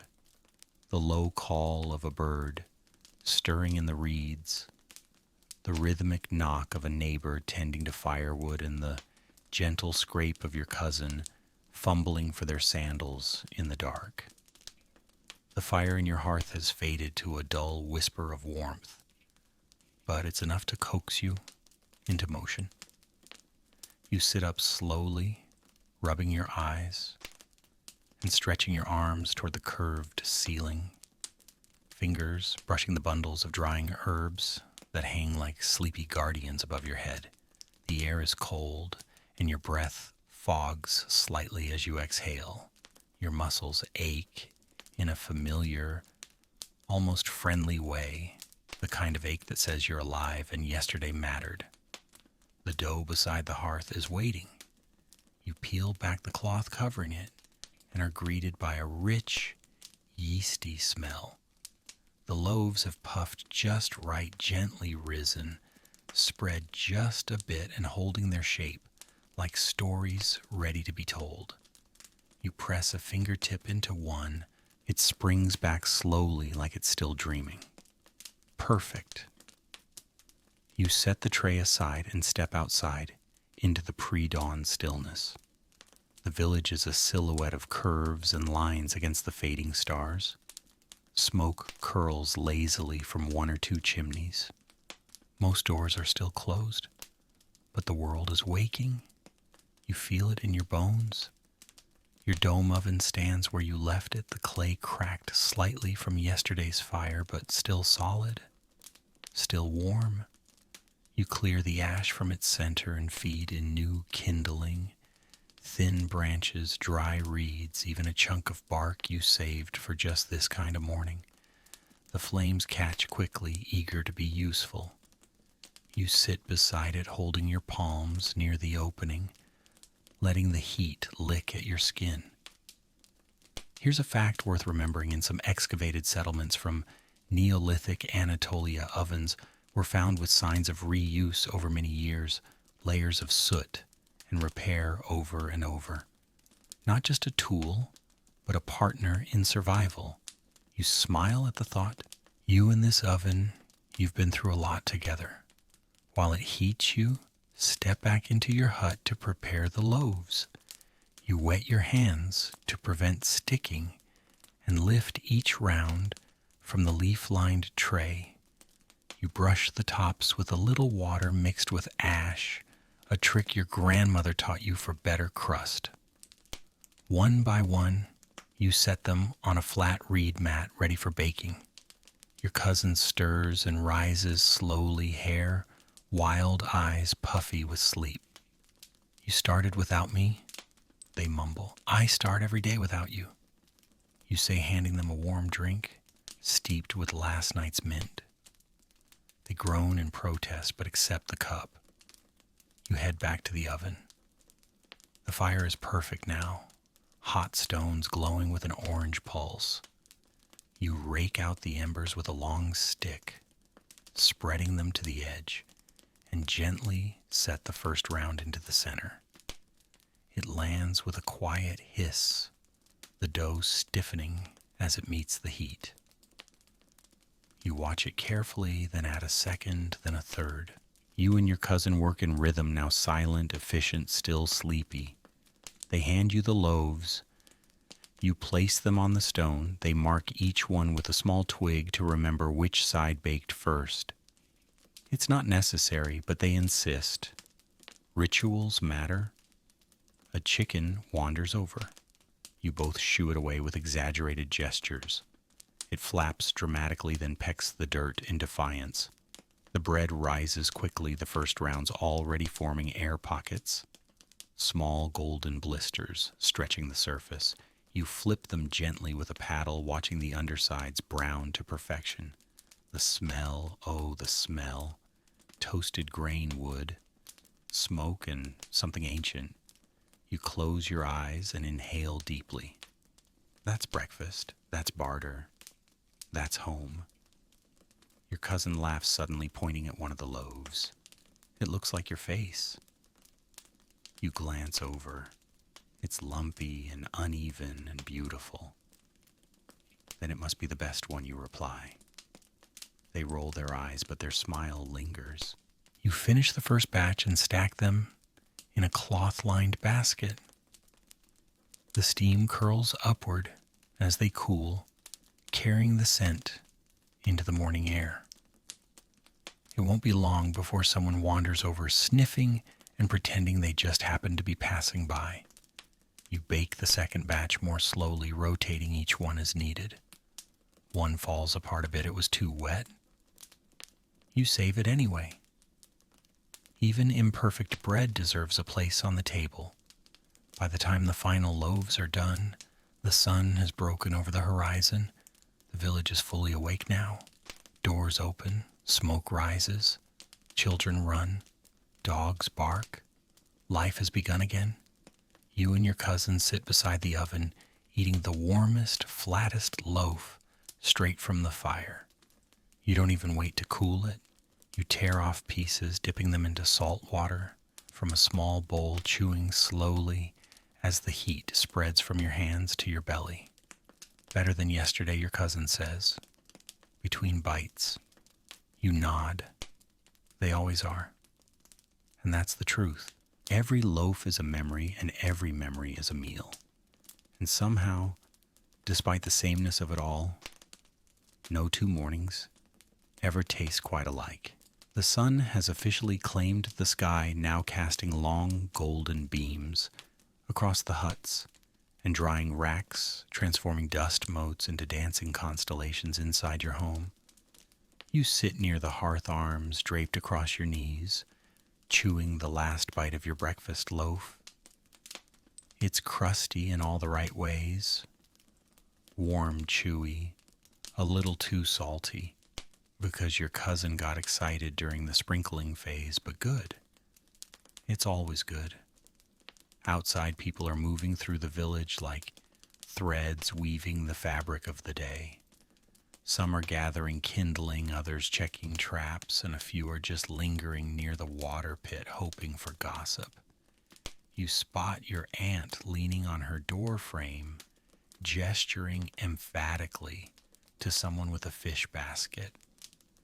Based on her expression, the fish was either a triumph or a betrayal. Today you have a different kind of task, a celebration loaf. Your neighbor, the one with the stubborn baby who finally decided to be born last night, is hosting a naming ceremony this evening. That means food. That means guests. That means you'll be asked to make your moon-shaped bread again, the one with the herbs and the sweet crust, the one you invented out of desperation and now can't escape. You gather your tools, the basket with the special salt, a pouch of crushed fennel seeds, honey scraped from the hive stone 2 weeks ago, dried thyme carefully hung last season, and flour, of course, einkorn coarsely ground this morning while your cousin tried to teach a dog to sit. You pour the flour into your mixing bowl and begin to stir in the ingredients. Water first cool from the well, still carrying that mineral sharpness. Then the honey thick and golden, slow to pour, and eager to cling to your fingers. You add the fennel, the thyme, and a whisper of salt. You knead it gently at first. The dough is stickier than usual, more fragrant.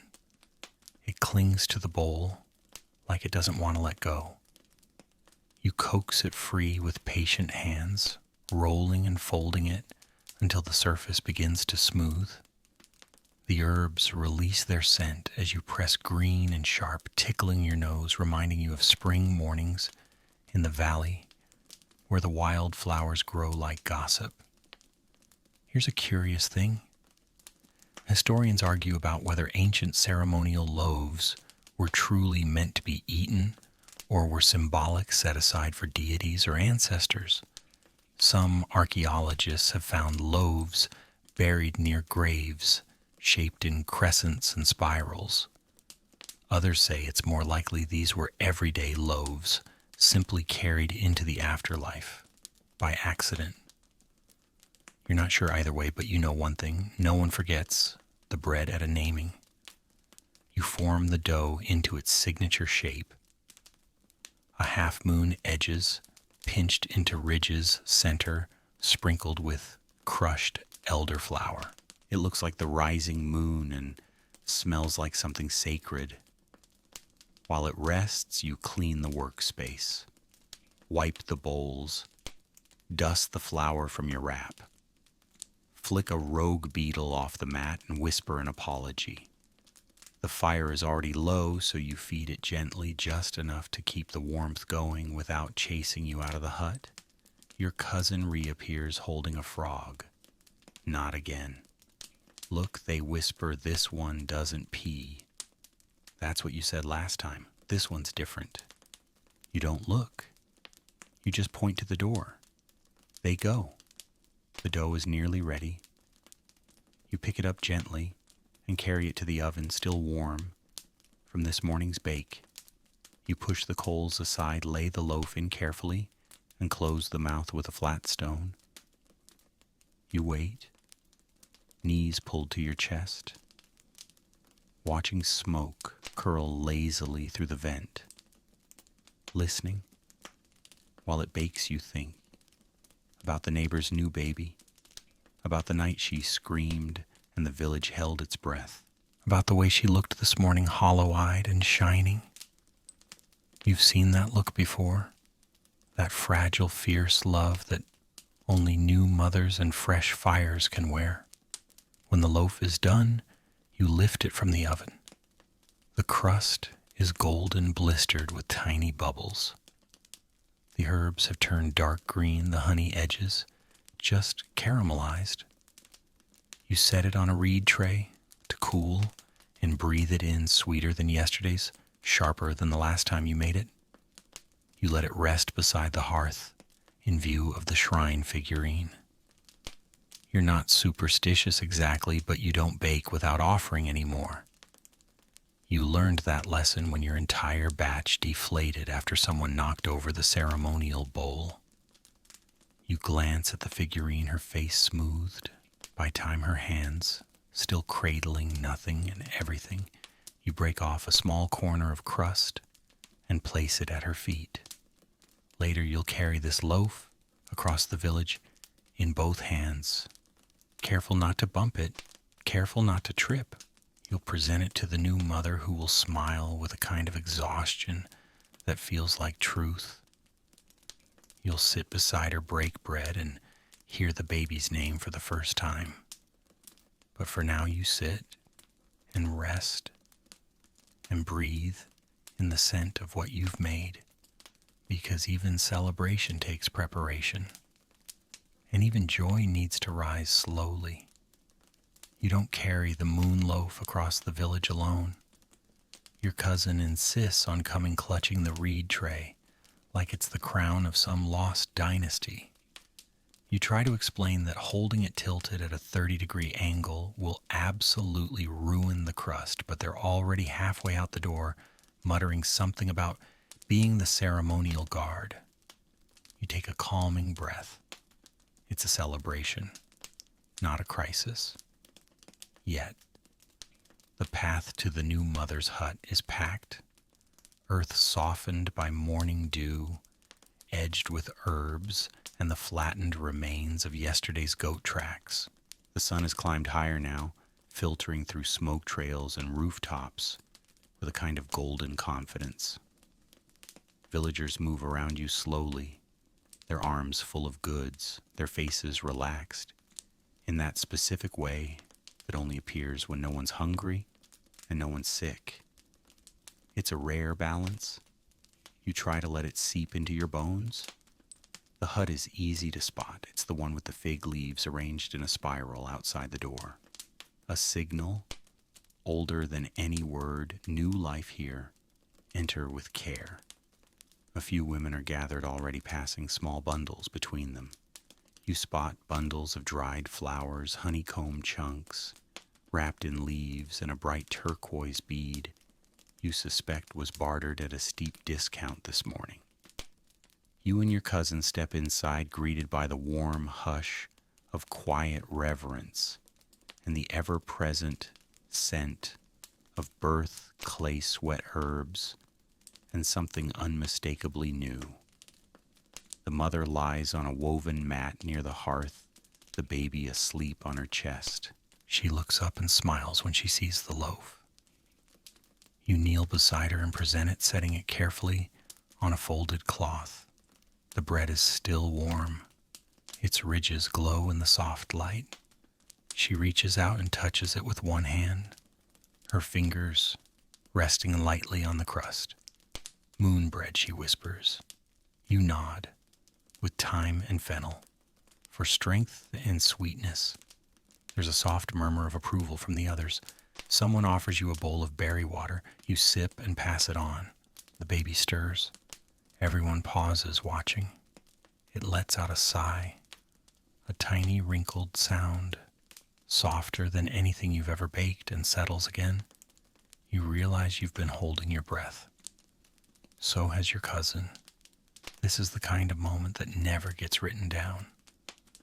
No one carves it into stone or paints it onto cave walls, but it lasts longer than most stories.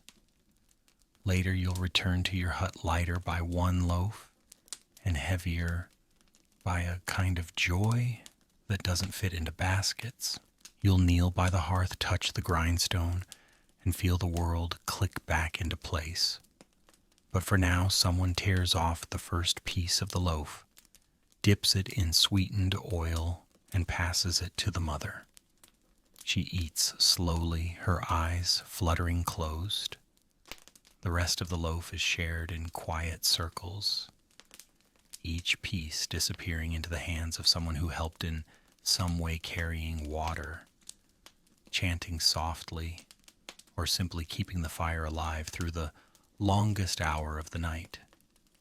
Here's a lesser-known idea that some scholars have been debating in early Anatolian villages. Communal baking might not have just been about food, but about memory. That the shape of the loaf, the herbs inside it, even the color of the crust, held significance, not just for the moment, but for seasons to come. A symbolic archive, warm and edible. You don't need academic proof. You feel it. The loaf you made today will outlast its crumbs in ways no one can fully explain. You step outside after the meal, the sun now high overhead. Children dart past you with flower wreaths. Someone strums a lyre-like instrument made from stretched sinew in a hollow gourd. Your cousin returns the now empty tray, holding it with both hands like it's a sacred relic. "I didn't drop it," they announce proudly. "You almost did," you reply. "But I didn't." You have to give them that. The walk back is slower. Your body feels heavier, but not in a way that aches. It's the kind of heaviness that comes from being part of something ancient and necessary. A ritual not bound by religion, but by rhythm. You pass the olive tree near the market and sit beneath it for a moment, the same spot you traded from just yesterday. The bark feels warm under your palm. You wonder how many other bakers have sat here, how many hands have rested where yours now does. You open the pouch tied to your waist and pull out a tiny scrap of crust you saved from the moon loaf. You break it in half and leave one piece at the tree's roots. A quiet offering, a thank you, not because you believe the tree is watching, but because you hope it is. Back home, the fire is burned down again, little more than coals. You stir it gently, toss in a handful of reeds, and watch the light bloom anew. The hearth crackles. The dough for tomorrow waits in the shadows, resting beneath linen. The grindstone waits. The day winds down. And somewhere in a hut just across the path, a baby sleeps, full, safe, dreaming of nothing and everything. You sit, you exhale, and you allow yourself just for a moment to feel proud. The afternoon unwinds like a ball of yarn, rolling slowly across a dusty floor. Your hut is quiet now, heavy with the warmth of spent fire and the sleepy hush that comes after a morning well lived. Outside the village, pulses softly, tools being mended, herbs being sorted, someone laughing in the distance at something you'll probably hear about tomorrow. You're sitting with your back to the wall, hands in your lap, staring at the dough you mixed earlier. It rests in a large sun-darkened bowl covered with linen, breathing quietly beneath its cotton shroud like a living creature that knows its time is coming. You stretch your legs out and close your eyes for a moment, not to sleep, just to pause.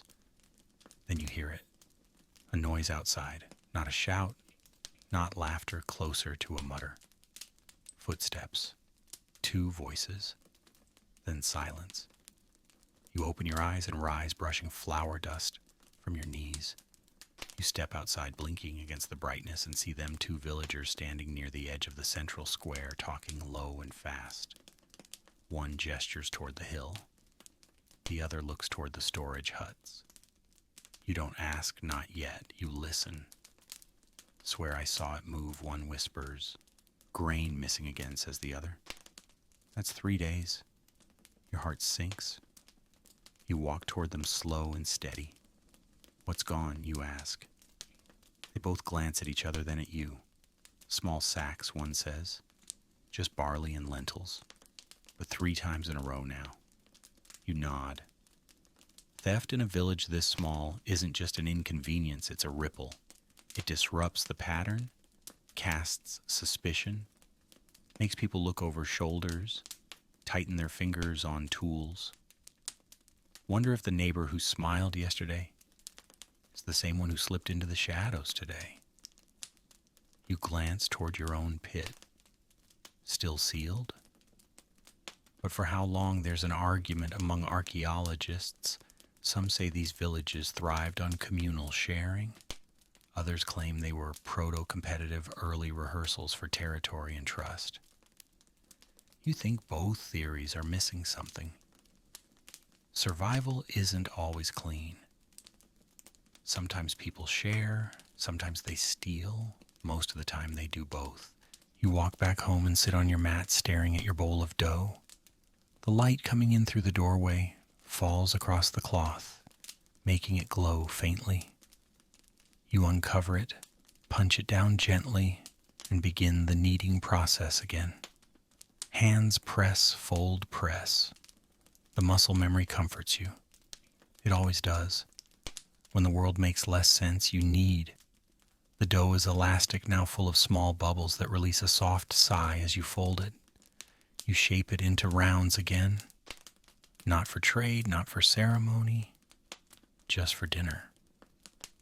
You'll share them with whoever shows up. That's always been your rule.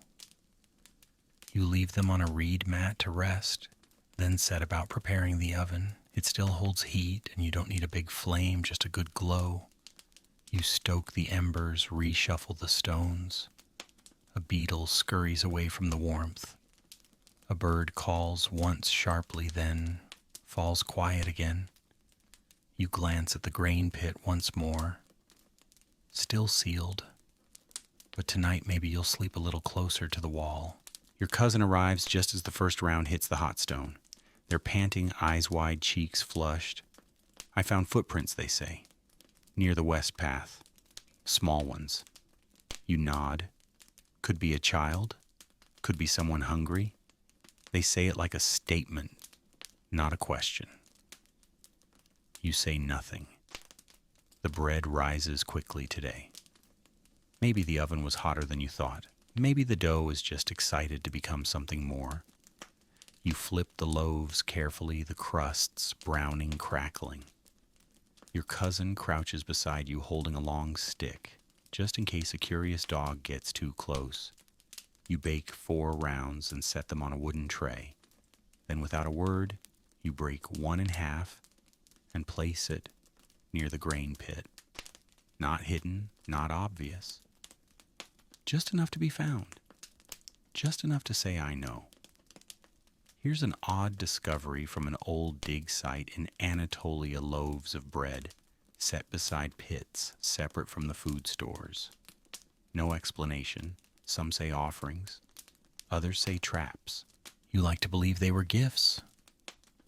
Silent understandings. Hunger without shame.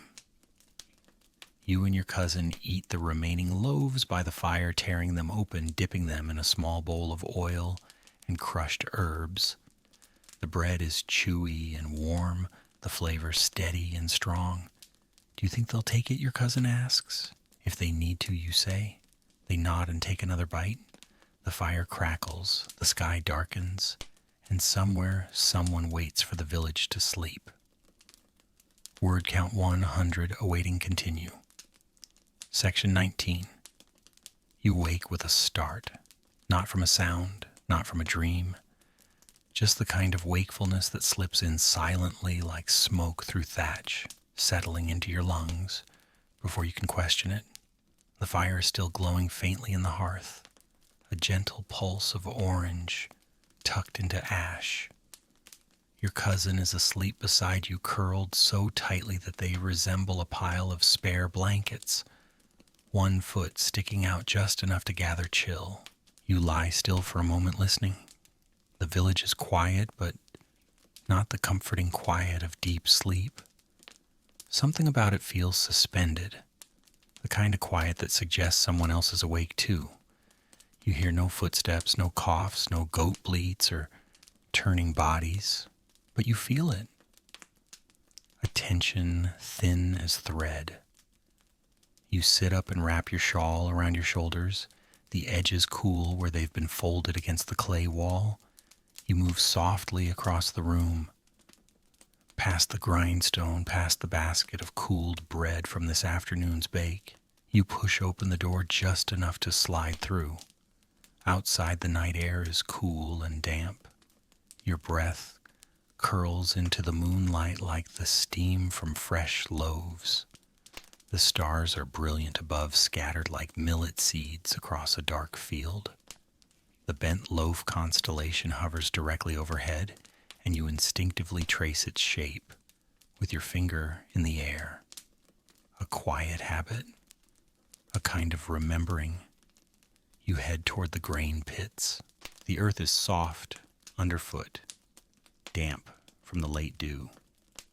You move carefully past your neighbor's sleeping dog, who opens one eye and decides you're not interesting enough to follow. As you near your own pit, your eyes sweep the ground automatically. That's when you see it. A footprint, small, bare. You crouch down and touch the print, pressing your palm next to it for size. Definitely a child. You follow the direction of the stride, a zigzag through the herb rows across the broken pot near the tool rack toward the edge of the village. You pause. There near the fig tree is the basket you left, empty.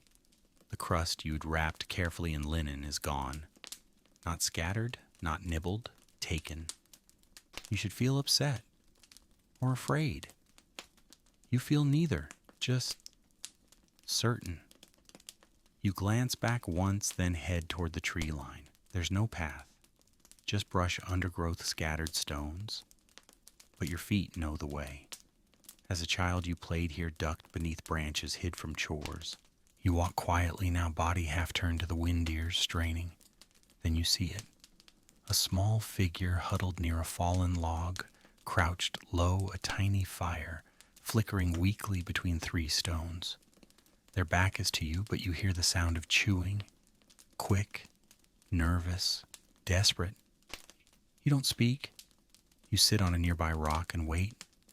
After a moment, the child turns, eyes wide, hands frozen mid-bite. Their face is hollow-cheeked and too serious for its size. They stare at you, waiting for punishment, for shouting, maybe for worse. You raise a hand, not to stop them, not to warn, just to say, I see you. You pull something from your pouch. Not bread this time. A cloth-wrapped wedge of dried fig and barley pressed with wildflower honey. The kind you save for long walks and trade trips. You set it on the ground between you and lean back. I used to hide here too, you say softly. When I was scared, when I was hungry. The child doesn't speak, just watches. You let the silence grow like dough left to rise, not rushing it, not forcing. Eventually they inch forward, snatch the fig wedge, and retreat. No thanks, no nod, just survival. You understand? There's a long-standing debate among historians about abandoned children in early agrarian societies, whether they were cast out lost during seasonal migrations or simply orphaned by misfortune. The record is sparse, the truth probably too complex for neat theories. You stay a while longer, long enough to see the child eat more slowly, chew, swallow, sigh. Then you stand. Same spot tomorrow, you say, if you need it. You leave before they can answer. The walk back feels heavier, not because you're tired, but because now you're thinking of how to make another loaf tomorrow. One extra, one small, one secret. Not for trade, not for ceremony. Just for whoever that child is and whatever they've survived. Back at your hut, the fire is nearly gone out. You feed it a small twist of grass and blow gently.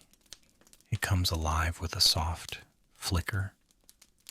Your cousin mumbles something in their sleep, your name maybe, or frog soup, which would not be the first time. You lie down and stare at the roof.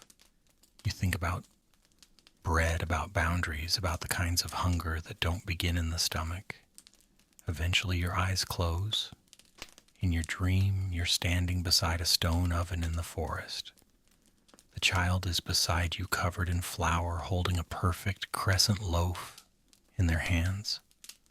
And this time they're smiling. The morning light slides across your face like the soft touch of a familiar hand. You wake slowly, this time not with a start, not with urgency, just a gentle awareness that the world is ready for you again. Your eyes open to the same thatched roof, the same pale clay walls, but something feels changed. Not the place. You.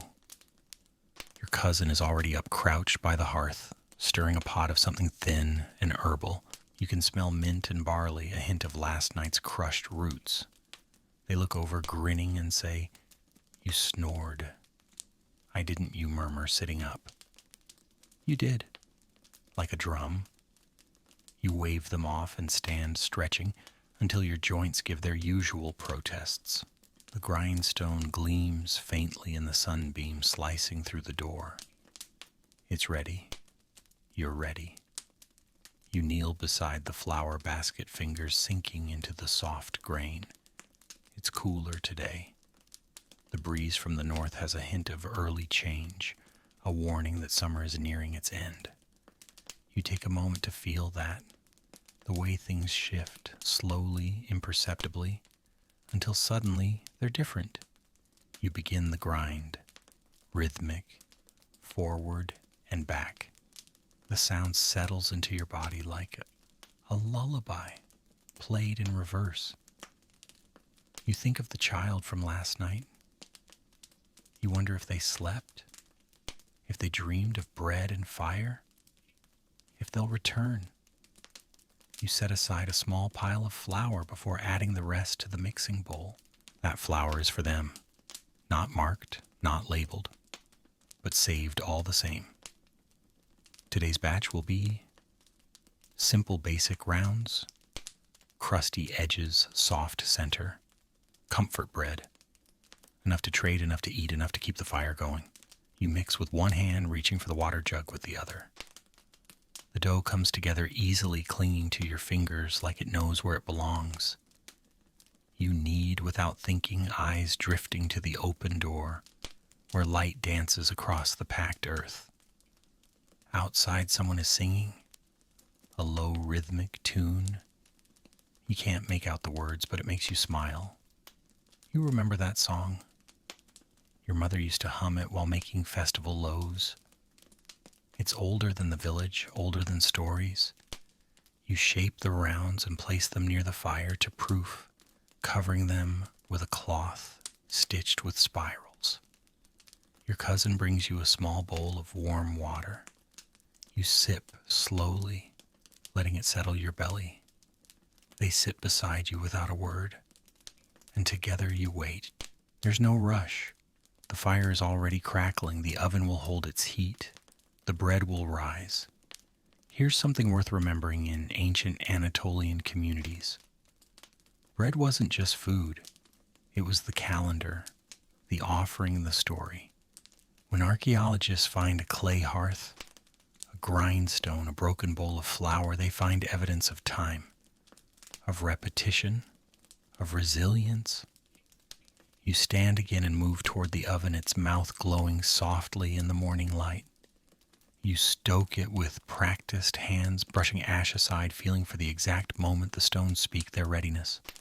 The loaves go in one by one. You watch, you wait, and as the first bubbles form, a shadow crosses your door. You look up. The child is there. Barefoot eyes, wide hair, tangled but upright. Awake? Here. They say nothing. Just step closer. You nod toward a low stool. They sit. You pull the first loaf from the oven. It's perfect. You break it in half, hand them one piece. This time they don't devour it. They hold it. Steam rises between you. A shared silence. You think of how far this moment has traveled. From field to stone. From seed to fire. From hunger to hope. You look at the child and you smile. Now as the fire cools and the loaves rest, the village begins to quiet again. The sun is higher, but it moves more slowly now, like even the sky is tired. You sit near the oven, warm bread in your lap, the smell of roasted grain and ash clinging to your fingers. The child beside you has finished their piece. They don't ask for more. They just lean their head against the wall and close their eyes. You look out across the rooftops. Smoke rises gently. Voices drift on the wind. Life continues gently, predictably, with the same quiet rhythm that has always guided your days. But somehow today feels deeper, fuller. Not because anything grand happened, but because something small did. A loaf shared, a silence honored, a hunger answered. You close your eyes and let your body sink into the warmth of the fire's memory. Let the soft air move over your face. Let the weight of your limbs tell you that there is nothing more to do and nothing left to prove. And in this stillness you feel it, the breath of the earth beneath you, the pulse of grain waiting to be ground, the echo of every loaf you've ever baked still warm somewhere in time. Rest now. You've done enough. The dough will rise again tomorrow. The fire will wait, and sleep like bread will find you in the quiet.